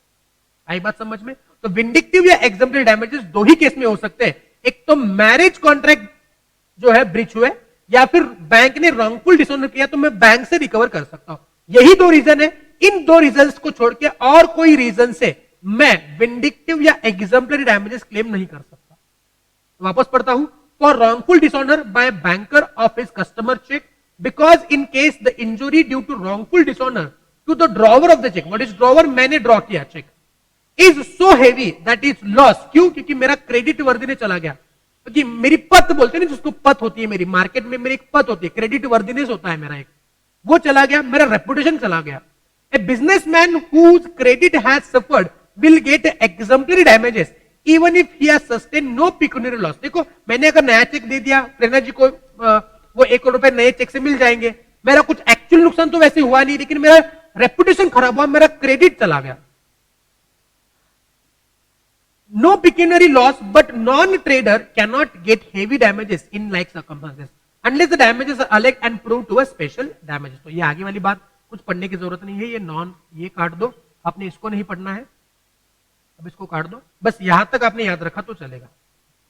ठीक है, मेरी बात समझे. विंडिक्टिव या एग्जम्पलरी डैमेजेस बस दो ही केस में दिया जाता है. एक होता है प्रॉमिस टू मैरी और वो ब्रेक कर दिया, और बैंक ने रॉन्गफुल डिसऑनर ऑफ चेक कर दिया. तो इस केस में मैं बैंक से विंडिक्टिव या एग्जम्पलरी डैमेजेस क्लेम कर सकता हूं. तो मैंने 3 डैमेजेस खत्म कर दिए. पहला ऑर्डिनरी डैमेजेस जो नेचुरली अरोज होते हैं, जो कोई कभी फिक्स नहीं किए गए हैं. स्पेशल डैमेजेस, अगर मान लो मैंने ऑलरेडी आपको स्पेशल कंडीशंस कम्युनिकेट कर दी है, जिसका नोटिस दे दिया है कि अगर तुमने ये किया तो मुझको इतना नुकसान होगा, तो वो मैं रिकवर कर सकता हूं. और विंडिक्टिव या एग्जम्पलरी दो ही केस में रिकवर हो सकते हैं. एक तो प्रॉमिस टू मैरी वो ब्रीच कर दिया, and banker has wrongfully dishonour the customer cheque. ठीक है, पक्का. नेक्स्ट वन है nominal damage. What is nominal damages? जो एक ऐसे नॉमिनल डैमेजेस होते हैं जो एक्चुअली पार्टी को नुकसान नहीं होता है, लेकिन वो पार्टी वापस ये बात ना दोहराए, इसके उसको बोलते हैं नॉमिनल डैमेजेस. जैसे फॉर एग्जांपल मैं आपके बचपन में आपको लेके जाना चाहूंगा. बचपन में हो सकता है आपने घर पे एक छोटा मोटा कुछ उथल पुथल कर दिया, आपने उलट पुलट कर दी इधर उधर, कुछ तो कुछ छोटा मोटा आपने गलती कर दी, कि जिसके लिए मम्मी ने आपको एक जोर का चाटा दिया रहेगा. याद करो वो दिन, याद करो वो दिन. मम्मी का मार खाते हो नहीं खाते हो? कौन कौन लोग हैं जिन्होंने मम्मी का मार खाया हुआ है? Please raise your hands. अब मैंने हाथ ऊपर किया तो मैंने भी खाया भाई. Please raise your hands. मैं बहुत शैतानी करता था बचपन में, तो मैंने मम्मी का बहुत मार खाया हुआ है. अभी भी मम्मी मेरी मारती कभी कभी मेरे को. तो कौन कौन लोग हैं जिन्होंने मम्मी का मार खाया है? प्लीज हाथ ऊपर करेंगे. आई होप सबके हाथ ऊपर हो ही जाएंगे. Please raise your hands.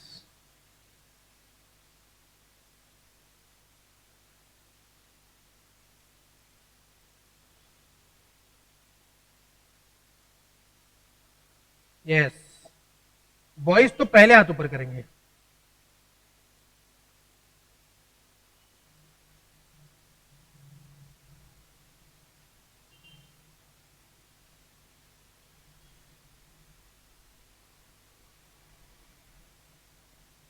अनुज बोल रहे मस्त वाला मार खाया. Very good.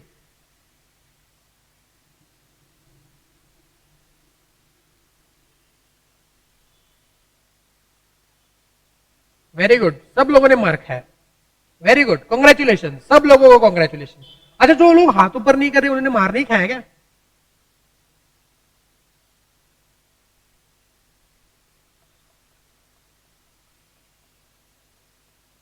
जो लोग, जितने लोगों ने हाथ ऊपर किया है, ओके वेरी गुड, तो सबने मार खाया. तो हो सकता है आपने कुछ एक बड़ी गलती कर ली है और उसकी वजह से आपको मार पड़ी है, तो आप समझ पाओगे कि मैंने इतनी बड़ी गलती कर दी, मार तो पड़ेगी बेटा. लेकिन आपने छोटा मोटा, मतलब आपने, आपके हाथ से रिमोट गलती से गिर गया, मतलब रिमोट है, ऐसा रिमोट है आपका घर पे टीवी का, गलती से आपके हाथ से गिर गया. मम्मी ने ऐसा देखा, मम्मी ने एक चमाट मार दी है ना, या पीठ में कुछ ऐसा मार दिया, तो बता आप देखेंगे अरे मैंने कुछ ऐसा गलती किया भी नहीं, इसको नुकसान भी नहीं हुआ, रिमोट भी वैसे वैसा इंटैक्ट है, तो सारे बटन्स भी चल रहे हैं, कुछ नुकसान भी नहीं और मम्मी ने मार दिया. यार मम्मी आपको क्यों मारती है बताओ? मम्मी आपको क्यों मारती है बताओ तो सही, कि मम्मी ने कुछ नुकसान हुआ ही नहीं लेकिन मम्मी ने आपको मार दिया. ऐसा क्यों? ऐसा क्यों?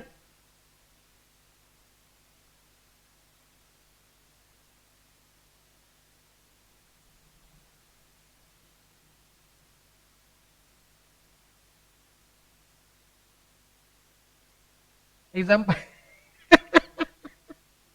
पाटिल पाटिल जी बोले साड़ू था. लगता है बहुत पढ़िए पाटिल को।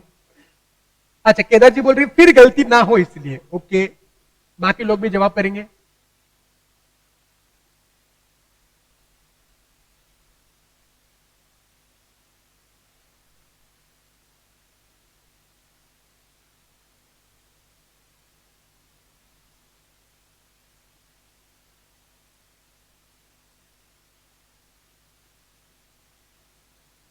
ओके, तो आप वापस वो गलती ना दोहराओ, इसीलिए मम्मी क्या करती है, आपको एक चमाट या फिर पीठ में कुछ मार देती है। दीप पाटिल जी को साड़ोता से मारती थी।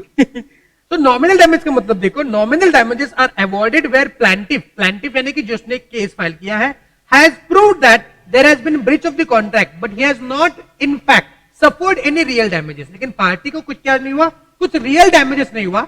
It has been awarded just to establish right to decree for the breach of the contract. मतलब आपने गलती किया है तो आपको सजा तो होगी, चाहे गलती बड़ी हो या गलती छोटी हो, आपको सजा तो होगी। तो दिस अमाउंट में इवन भी 10 पैसा, तो कॉन्ट्रैक्ट एक्ट 1872 का है, तो वहां पे 10 पैसा भी कुछ होता था। तो हो सकता है आपको कुछ सजा हो, जैसे मान लेते हैं कुछ 100 रुपए, कोर्ट बोले कि चलो 100 रुपए दे दो और निकल जाओ। मतलब क्या है, आपने गलती किया, इसका एहसास आपको हो, इसलिए ये डैमेजेस दिए जाते हैं। लेकिन सामने वाली पार्टी को कुछ नुकसान एक्चुअली हुआ नहीं, सामने वाली पार्टी के बस कीड़े है कि उसने केस फाइल कर दिया। ओके, इसको बोलते हैं नॉमिनल डैमेजेस। तो इसी साइड में लिख दो क्या, मम्मी का प्यार, सॉरी मम्मी का मार। अच्छा, मम्मी का प्यार एक मार एक प्यारी होता है, लेकिन लिख दो मम्मी का मार, लिख दो मम्मी का मार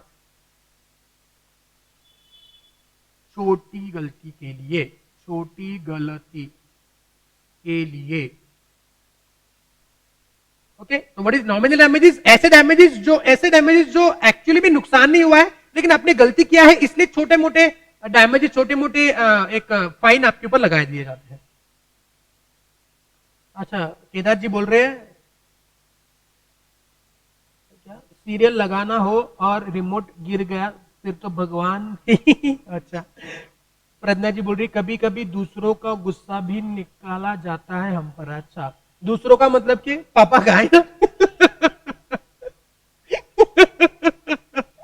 दूसरों से मतलब प्रज्ञा जी का है पापा का गुस्सा। बेचारी पापा को तो मार नहीं सकती है, तो बेचे आप विक्टिम। Very good.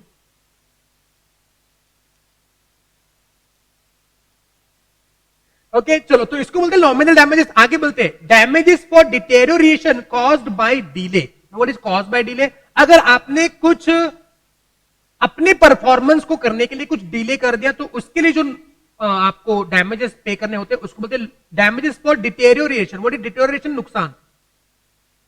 डिटेरियोरेशन मतलब नुकसान। So in case of a deterioration or caused to goods by delay, damage can be recovered from the carrier even without notice. तो कैरियर से डैमेजेस रिकवर हो सकते हैं। तो ये वाले डैमेजेस किससे रिकवर होंगे? Can be recovered only from carrier, यानी कि ट्रांसपोर्टर, ओनली फ्रॉम ट्रांसपोर्टर। तो ट्रांसपोर्टर से हम लोग रिकवर करेंगे बिकॉज उसने डिलीवरी देने में क्या कर दी? गलती कर दी। The word deterioration not only implies physical damage to the goods, but it may also mean loss of special opportunity for sale. Yes, तो इस पॉइंट को आप अनलाइन करेंगे। Deterioration not only implies physical damage to the goods, but it may also mean loss of special opportunity for sale.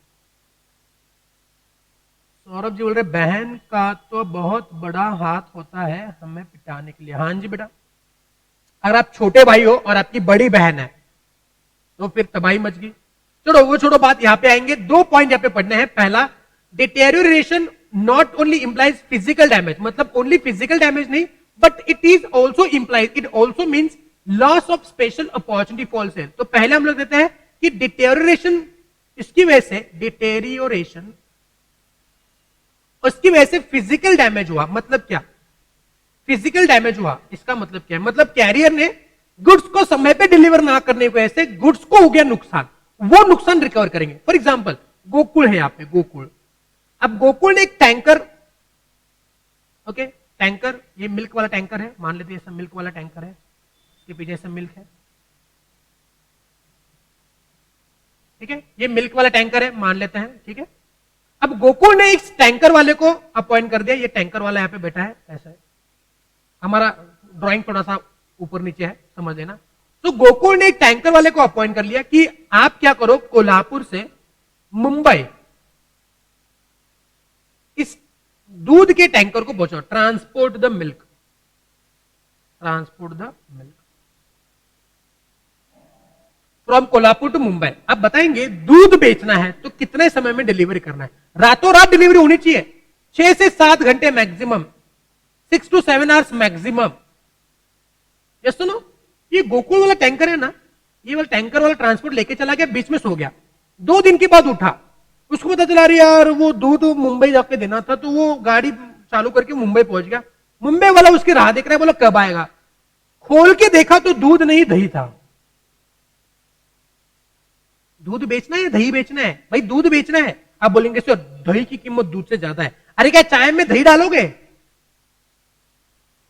तो यहां पे goods को हो गए फिजिकल डैमेजेस, है ना, मतलब दूध का दूध नहीं रहा, वो दूध खराब हो गया, तो उसकी वजह से ये गलती किसकी है? ट्रांसपोर्टर की गलती है। तो विदाउट नोटिस, क्या पहले बोल दिया था कि तुमने अगर वो दूध को नहीं दिया 1 दिन के अंदर तो दूध का दही होगा और मुझको नुकसान? अरे ये तो नॉर्मल बात है, ट्रांसपोर्ट को पता होना चाहिए दूध डिलीवरी करना है तो टाइम पे डिलीवरी करना है, और नहीं करेगा तो नुकसान हो जाएगा सामने वाली पार्टी को। तो वो बंदा विदाउट नोटिस भी क्या करेगा? ट्रांसपोर्टर वाले से वो रिकवरी कर देगा। किसके रिकवरी कर देगा? वो जो नुकसान हुआ उसको रिकवरी कर देगा। उसको बोलते हैं physical damage. Yes, perishable goods, very good, because दूध क्या है? पेरिशेबल नेचर का गुड्स है। ठीक है, नेक्स्ट वन आएगा आपका, ये तो हो गया दूध वाला एग्जांपल, यहां पे लिख देना मिल्क एग्जांपल, मिल्क का दही, मिल्क का दही ऐसे लिख दो। ठीक है, उसके बाद बट इट में ऑल्सो इंप्लाइड, मतलब सेकंड, ये तो होता ही, लेकिन साथ साथ ये भी होगा, इट में also mean loss of special opportunity for sale. अब देखो जैसे बारिश का सीजन चालू है, बारिश का, अब मैं एक बिजनेसमैन भी हूं, ठीक है, सो मैंने क्या कर दिया, मैंने अभी बारिश का मौसम है तो मैंने क्या कर दिया, मैंने रेनकोट बेचने का बिजनेस चालू किया, रेनकोट बेचने का बिजनेस चालू किया। अब मैंने बोला पूरी इंडिया में रेनकोट बेचूंगा, तो मैंने क्या कर दिया, दिल्ली में रेनकोट का कंसाइनमेंट भेज दिया और वहां पे मैंने एक अपने एजेंट को अपॉइंट कर दिया, उसको बोला कि रेनकोट बेच दे। अब बताओ मुझको रेनकोट बेचना है तो कब बेचना है? रेनी सीजन में। रेनकोट कब बिकते हैं? रेनी सीजन में ना, रेनी सीजन में बेचते हैं। ये सुनो, तो मैंने क्या कर दिया, रेनकोट का एक कंसाइनमेंट, एक कार्गो पूरा भर के, इसमें सारे रेनकोट्स हैं, मैंने क्या कर दिया, ये कार्गो एक ट्रांसपोर्टर वाले को दे दिया और उसको बोल दिया कि तुमने क्या करना है, इसको 1 हफ्ते के अंदर मेरे इस दिल्ली वाले एजेंट तक पहुंचाना है, transport it to my Delhi वाला एजेंट। ट्रांसपोर्टर वाले ने वो ले लिया, लेकिन उसने वो अपने गोडाउन में रख दिया और वो भूल गया। पूरी बारिश खत्म हुई और फिर उसको पता चला, अरे वो सर का एक रेनकोट का कंसाइनमेंट था, कार्गो था, वो तो हमने दिया ही नहीं। उसने क्या कर दिया, वो रेनकोट का कंसाइनमेंट दिल्ली वाले के पास पहुंचा दिया। अब रेनी सीजन खत्म हो गया और आ गया विंटर, और विंटर में एजेंट के पास, अब बताइए मुझको, विंटर में मैं रेनकोट बेच सकता हूं क्या?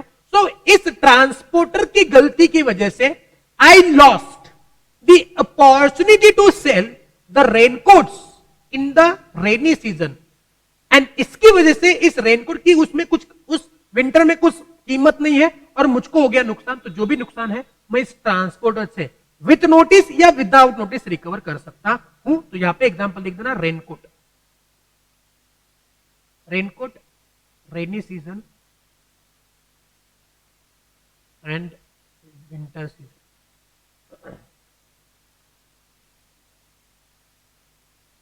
क्लियर है? पक्का? Damages for deterioration caused by delay. Please make sure that आप 5th पॉइंट को पढ़ रहे हो। Please read the 5th point, please read the 5th point.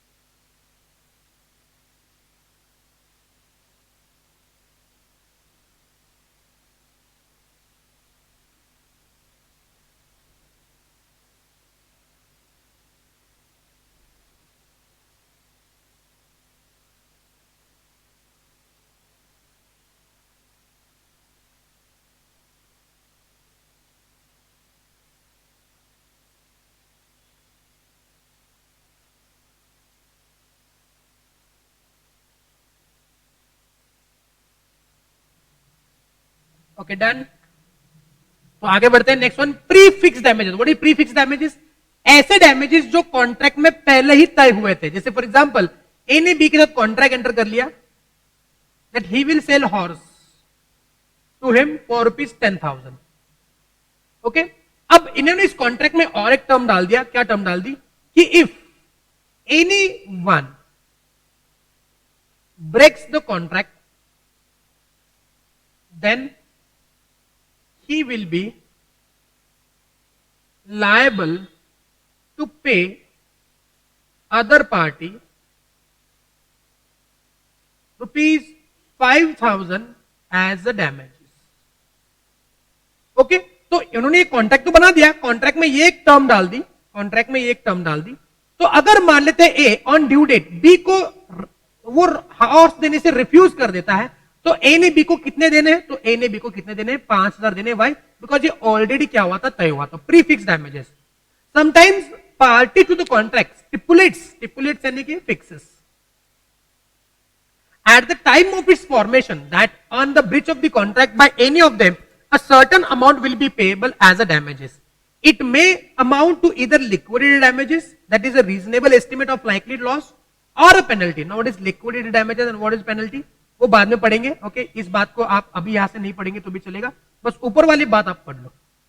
ठीक है, कॉन्ट्रैक्ट में जो पहले से ही तय हुआ था उतनी बातें वो क्या करेंगे? At the time of bridge क्या करेंगे? पे करेंगे। उसको बोलते हैं प्री फिक्स डैमेजेस। नीचे एक एग्जांपल आ रहा है, please read this example.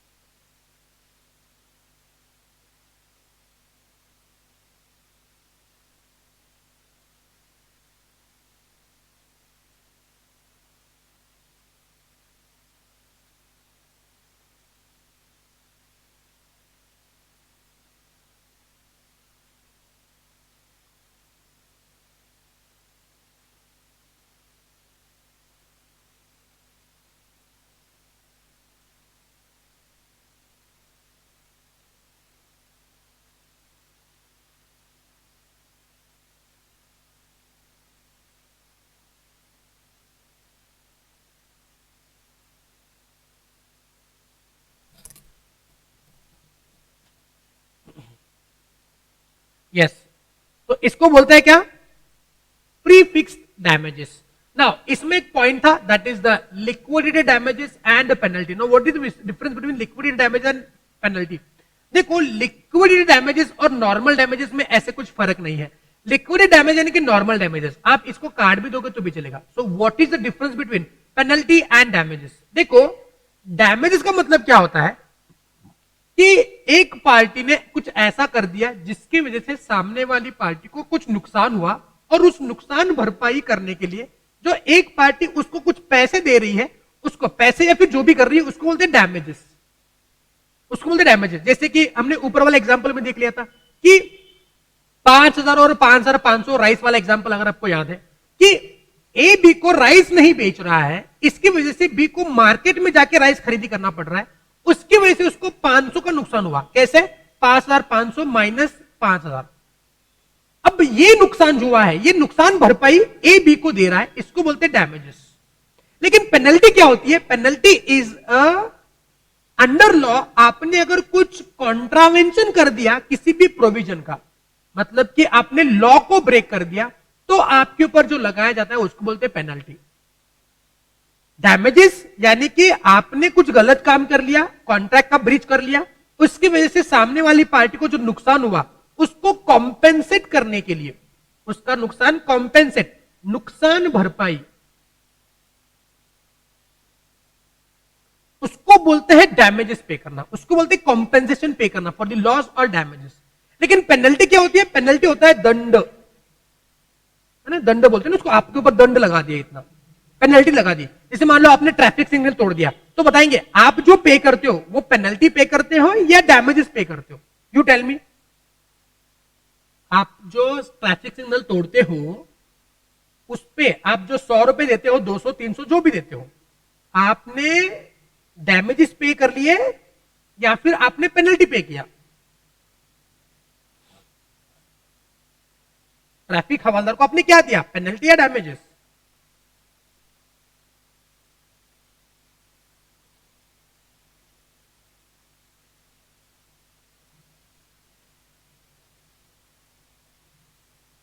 Yes, तो आपने क्या पता है? पेनल्टी। तो पेनल्टी और डैमेजेस में क्या फर्क है? यही फर्क है। यस नो, तो लिख दो वहां पे दंड, कॉम्पेंसेशन, नुकसान भरपाई लिख दो। ये एज पर इंग्लिश लॉ ये मत पढ़ो, काट दो, ये भी काट दो, बस इंडियन लॉ इसको पढ़ लो। और साथ साथ ये दो एग्जांपल भी पढ़ लो अभी के अभी। Right, read this two examples. Distinction between liquid damage, ये आप होमवर्क मार्क कर लो, mark this is homework. Okay, ये वाली बातें लिख दो, ठीक है ना? यस, सबका आंसर बिल्कुल सही है, ये वाली बातें लिख दो। फिर उसके बाद इंडियन लॉ ये पढ़ लो, और उसके दो एग्जांपल्स, और ये नीचे जो डिस्टिंक्शन है उसको आप होमवर्क मार्क करेंगे, यहां तक आप पढ़ लो। रीड करने के बाद मुझको बताना कि हमारा रीड करके हो गया है।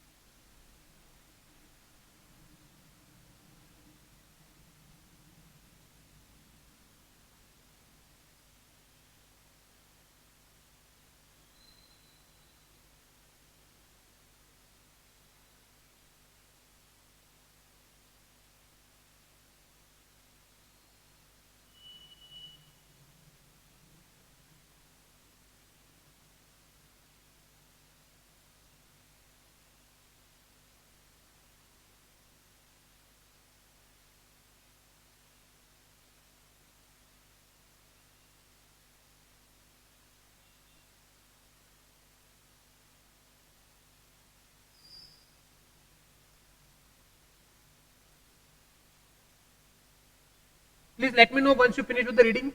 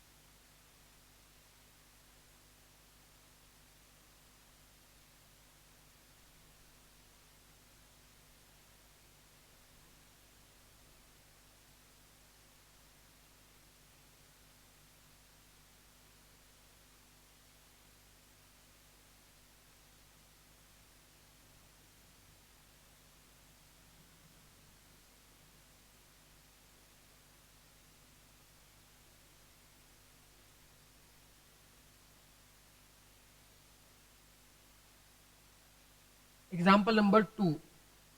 Example number 2. A borrows rupees 10,000 from B and gives him a bond for rupees 20,000 payable by 5 yearly installment of rupees 4,000 with a stipulation that in default payment the whole shall becomes due. This is the stipulation by way of a penalty.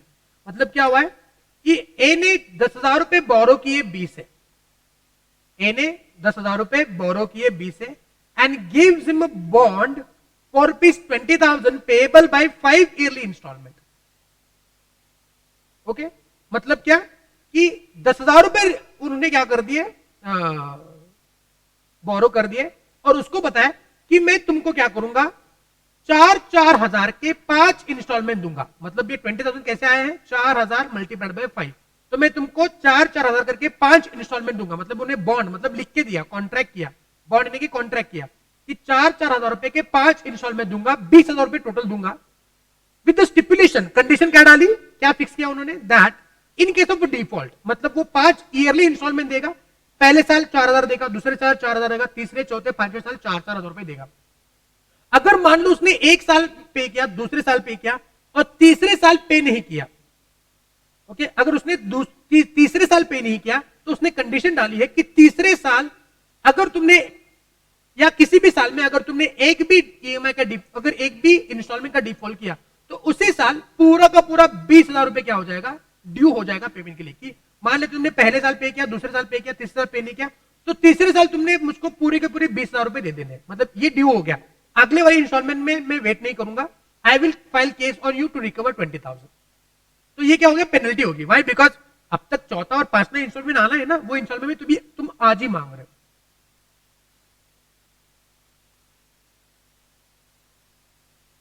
Okay sir, decree, decree का मतलब होता है कि judgement. Okay, judgement जो पास करती है court उसको बोलते हैं डिक्री. डिक्री पास किया मतलब जजमेंट पास किया. ओके अनुज जी, समझ गए.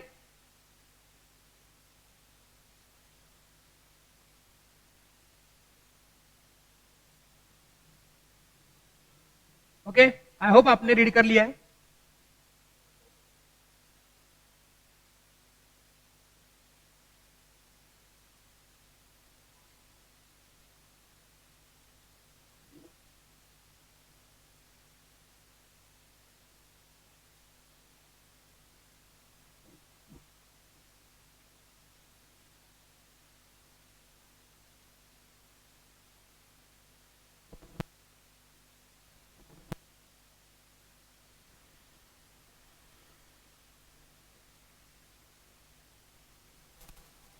जिन लोगों का भी रीड करके हो गया है वो लोग इस क्वेश्चन को पढ़ेंगे, क्वेश्चन नंबर 3 को, क्वेश्चन नंबर 3, क्वेश्चन नंबर 3 को पढ़ेंगे.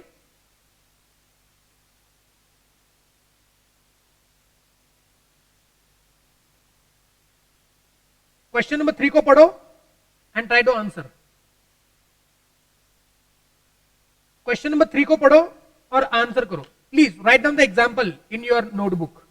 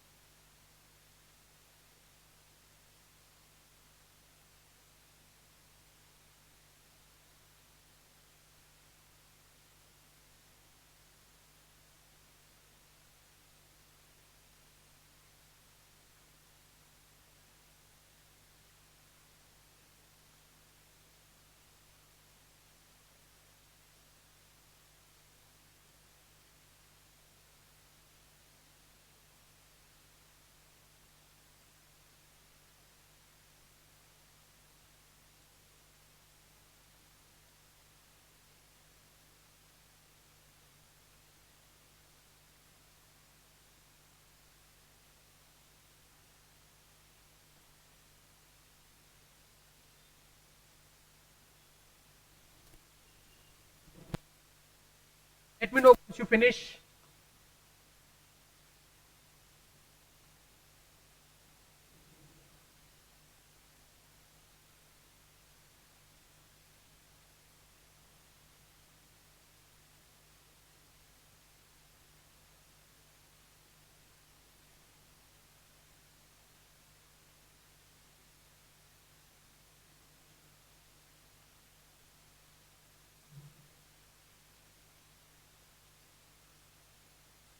डन. चलो, सो उसके नीचे उसका एक आंसर भी है. आंसर देखो क्या है. Question number 4.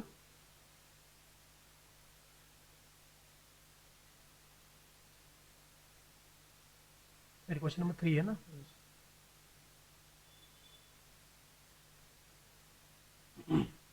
yes, ऊपर वाला मसाला तो कुछ डिस्कस करने की जरूरत नहीं है. डायरेक्टली हम लोग फाइनल आंसर को पढ़ेंगे. The problem asked in this question is based on the provision of section 73 of the Indian Contract Act 1872. आपको सेक्शन नंबर लिखने की जरूरत नहीं है. आप बस यही लिखेंगे the problem asked is based on the provisions of Indian Contract Act. आप बस इतना लिखेंगे. In the instant case, X had intimated to Z that he was purchasing water bottles from him for the purpose of performing his contract with Y. मतलब X ने Y के साथ पहले contract enter कर लिया कि मैं तुमको वाटर बॉटल बेचूंगा. अब X क्या करेगा, Z से खरीदी करके Y को देगा. X ने Z को बोल दिया था कि अगर तुम मुझको नहीं दोगे तो मैं Y को नहीं दे सकता और मेरा हो जाएगा नुकसान. Thus Z had the knowledge of the special circumstance. और Z को पता था कि X क्यों खरीद रहा है, ताकि वो आगे बेचना चाहता है. Therefore, X is entitled to claim rupees 500 from Z at the rate of 0.5 paisa at the rate of 1000 water bottles of 0.50 paisa. The difference between the procuring price of the water bottles and the contracting selling price to Y being the amount of profit X would have made by the performance of his contract with Y. मतलब वो जो Y को बेचने के बाद जो 0.5 रुपए का जो प्रॉफिट कमा सकता था वो नहीं कमा सकता, बिकॉज Z ने उसको वाटर बॉटल्स नहीं दिए. तो Z से वो रिकवरी करेगा बिकॉज ऑलरेडी उसने उसको बता दिया था. If X had not informed Z of Y's contract, then the amount of damage would have been the difference between the contract price and the market price on the day of default, that is 0.75 पैसा. that is X और Z के बीच में जो contract हुआ है उसकी वजह से जो नुकसान होगा वो रिकवर करेगा. that is 0.75 and 750 per bottle. I hope आपको इस क्वेश्चन में कुछ दिक्कत नहीं है. Any doubt in this question? Any doubt in this question and answer? अगर नहीं समझा है तो प्लीज वापस एक बार इस आंसर को पढ़ो घर पे एज ए होमवर्क, और प्लीज क्वेश्चन को ढंग से पढ़ो. नहीं क्लियर है तो बताओ, फिर कल हम लोग डिस्कस करेंगे इसको.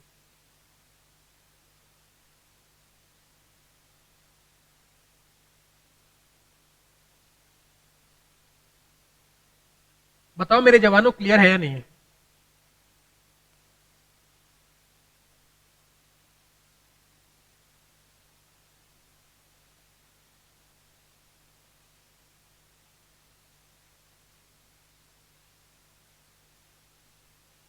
ओके, चलो, नो डाउट. तो आगे बढ़ते हैं. यस, तो हम देख रहे थे डैमेजेस, और डैमेजेस के कितने प्रकार होते हैं. तो डैमेजेस में अपने पास होते हैं दैट इज 6 डैमेजेस. पहला डैमेज जनरल या ऑर्डिनरी डैमेजेस. ओके ना, what is general and ordinary damages? ऐसे डैमेजेस जो नेचुरली अरोज होते हैं, naturally ordinary course of business, ordinary course में अरोज होते हैं, उसको बोलते हैं जनरल या ऑर्डिनरी डैमेजेस.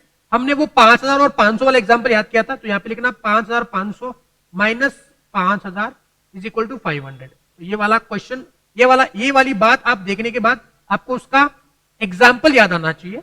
ठीक है.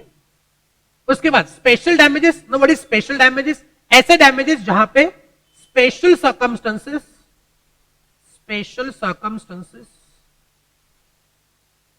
Communicated earlier. ओके, तो ये वाली बात के लिए आप क्या याद रखोगे? स्पेशल मतलब आप वो वाला एग्जांपल जो यहां पे था ना, कौन सा था वो? यस, तो आई थिंक वो गराज, वो ट्रांसपोर्टर वाला. ये सुन, गवर्नमेंट बिजनेस और ट्रांसपोर्टर वाला. तो यहां पे लिखना ट्रांसपोर्टर वाला एग्जांपल. ट्रांसपोर्टर. देखो, ट्रांसपोर्टर वाला एग्जांपल आपके जनरल में भी था, अब यहाँ पे स्पेशल में भी है वो ट्रांसपोर्टर वाला. लेकिन ट्रांसपोर्टर केस में यहाँ पे स्पेशल कंडीशन कम्युनिकेट हो चुकी थी कि अगर तुम नहीं दोगे इसकी वजह से मेरी फैक्ट्री बंद है। ये वाली बात ट्रांसपोर्ट को बता दी थी, वो ये बात याद रखना।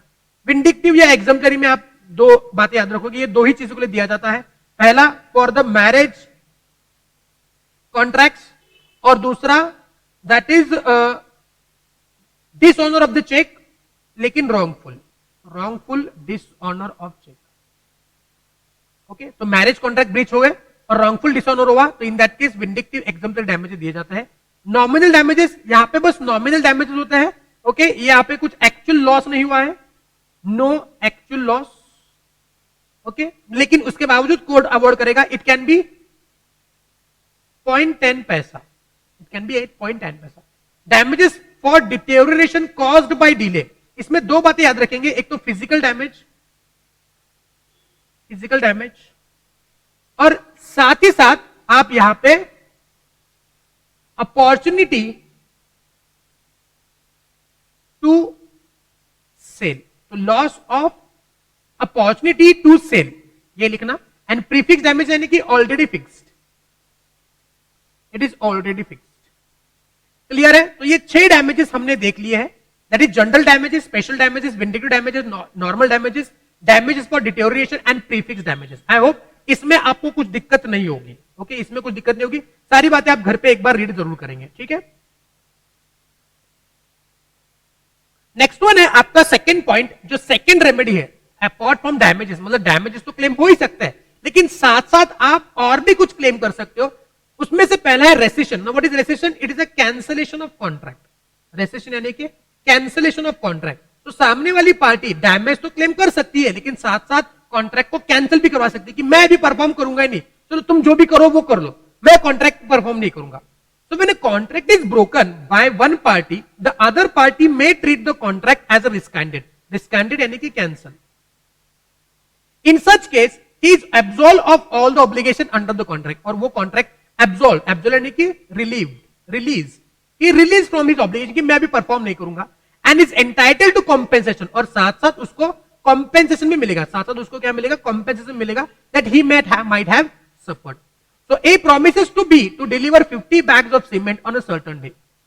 B agrees to pay the amount on receipt of the goods. A failed to deliver the cement on the appointed day. B is discharged from the liability to pay the price. अब B तो discharge हो गया, B बोलेगा B मैं price पे नहीं करूंगा, तुमने डिलीवरी नहीं किया तो मैं पैसे कहां से पे कर दूं? ओके, तो he can cancel the contract which has been entered with B.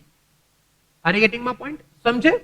Sorry, B can cancel the contract which has been made with A.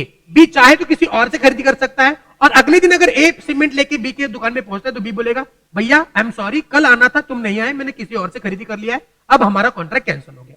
ठीक है, क्वांटम मेरिट को पेंडिंग रखो, हम लोग उसको कल करेंगे क्वांटम मेरिट को। नेक्स्ट आएगा suit for specific performance. What is suit for specific performance? Suit for specific performance मतलब कि ऐसा सूट, ऐसा केस जिसमें पार्टी बोल रही कि परफॉर्मेंस ही चाहिए, मुझको और कुछ नहीं चाहिए। जैसे मैरिज वाले कॉन्ट्रैक्ट में हो सकता है, मैरिज वाले कॉन्ट्रैक्ट।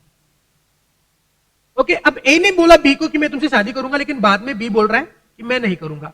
अब बताएंगे बी को पैसे लेके करना क्या है, डैमेज लेके करना क्या है? बी बोलेगा मैं पैसे लेके करूं क्या, मेरे को तो उससे शादी करनी है। तो कोर्ट बोलेगा देखो तुमने शादी करनी है, तो यहां पे बी ने कर दिया suit for specific performance. Yes, filing the case कि मुझको और कुछ नहीं, लेकिन मुझको परफॉर्मेंस चाहिए, तुम जो ब्रीच कर रहे हो वो तुम मत करो। क्या हुआ? Repeat sir please, what repeat? अच्छा 750 का रिपीट कीजिए। चलो ठीक है, रिपीट कर दूंगा मैं, लेकिन नेक्स्ट लेक्चर पे करूंगा मैं। ठीक है, नेक्स्ट लेक्चर में करता हूं, अभी ये थोड़ा पूरा कर लेता हूं। मंडे को जब मिलेंगे तो पहले इस एग्जाम्पल के साथ हम लोग डिस्कस चालू करेंगे। ठीक है, चलो। तो suit for specific performance where damages are not an adequate remedy, जहां पे डैमेजेस एडिक्वेट रेमेडी नहीं है कि डैमेजेस लेके कुछ नहीं होगा, पैसे पे लेके क्या करो, मैरिज कॉन्ट्रैक्ट में क्या करे पैसे लेके।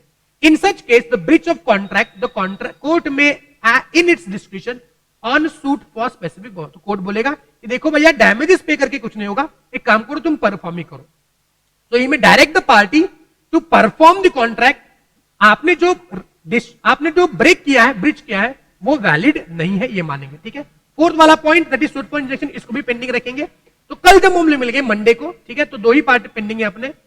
पहला party that is quantum merit, ये पेंडिंग है, इसको भी करेंगे, और फिर हम लोग करेंगे सूट फॉर इंजंक्शन, ये भी पेंडिंग है, ये भी करेंगे। और जो अपना एग्जाम्पल है वो भी हम डिस्कस करेंगे और फिर हम लोग आगे बढ़ेंगे। ठीक है, तो लगभग 95% अपना यूनिट नंबर 5 फिनिश हो चुका है। हमारा आज का टारगेट लगभग पूरा हो चुका है। बस कुछ एक 5% बातें बची हुई, 2 पॉइंट्स बचे हुए हैं, वो हम लोग क्या करेंगे मंडे के लेक्चर पे देखेंगे एंड देन हम लोग आगे बढ़ेंगे। मंडे को अगेन अपना क्लास सुबह 8 बजे ही बराबर रहेगा। तो आज का टाइमिंग थोड़ा सा चेंज था, लेकिन मंडे को बराबर 8 बजे आपका क्लास रहेगा। ठीक है, चलो, सो आई होप आपको आज का लेक्चर क्लियर है। मिलता है मंडे को with the new unit, that is unit number 6 and the last unit, और वो भी बहुत छोटा यूनिट है, 2 दिन में खत्म हो जाएगा। कॉन्टिंजेंट या क्वाजी कॉन्ट्रैक्ट, हो सके तो कल की मंडे के लेक्चर पे ही खत्म हो जाएगा। ठीक है, तो कॉन्टिंजेंट एंड क्वाजी कॉन्ट्रैक्ट, तो ये वाले पेंडिंग पार्ट और मंडे पे यूनिट नंबर 6 को शुरू करेंगे। Till then bye bye, enjoy the weekend, do not waste your time is very very very very precious. नवंबर में एग्जाम है, जुलाई आ चुका है, अगस्त सितंबर अक्टूबर, बस 3 ही महीने आपके पास बचे हुए हैं। नवंबर की एग्जाम माइट भी थोड़ी डिले हो सकती है, लेकिन डिले को हम लोग कंसिडर नहीं करेंगे। 3 महीने आपके पास बचे हुए हैं।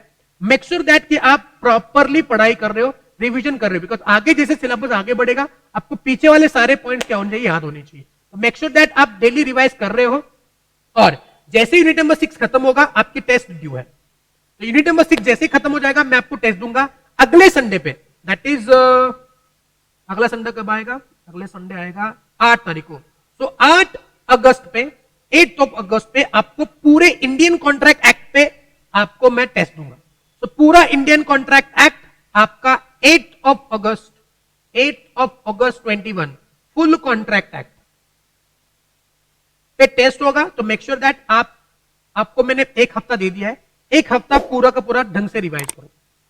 ओके, चलो, thank you so much for joining today session. मिलते हैं मंडे को। Till then bye bye, love you all and enjoy the weekend. Bye.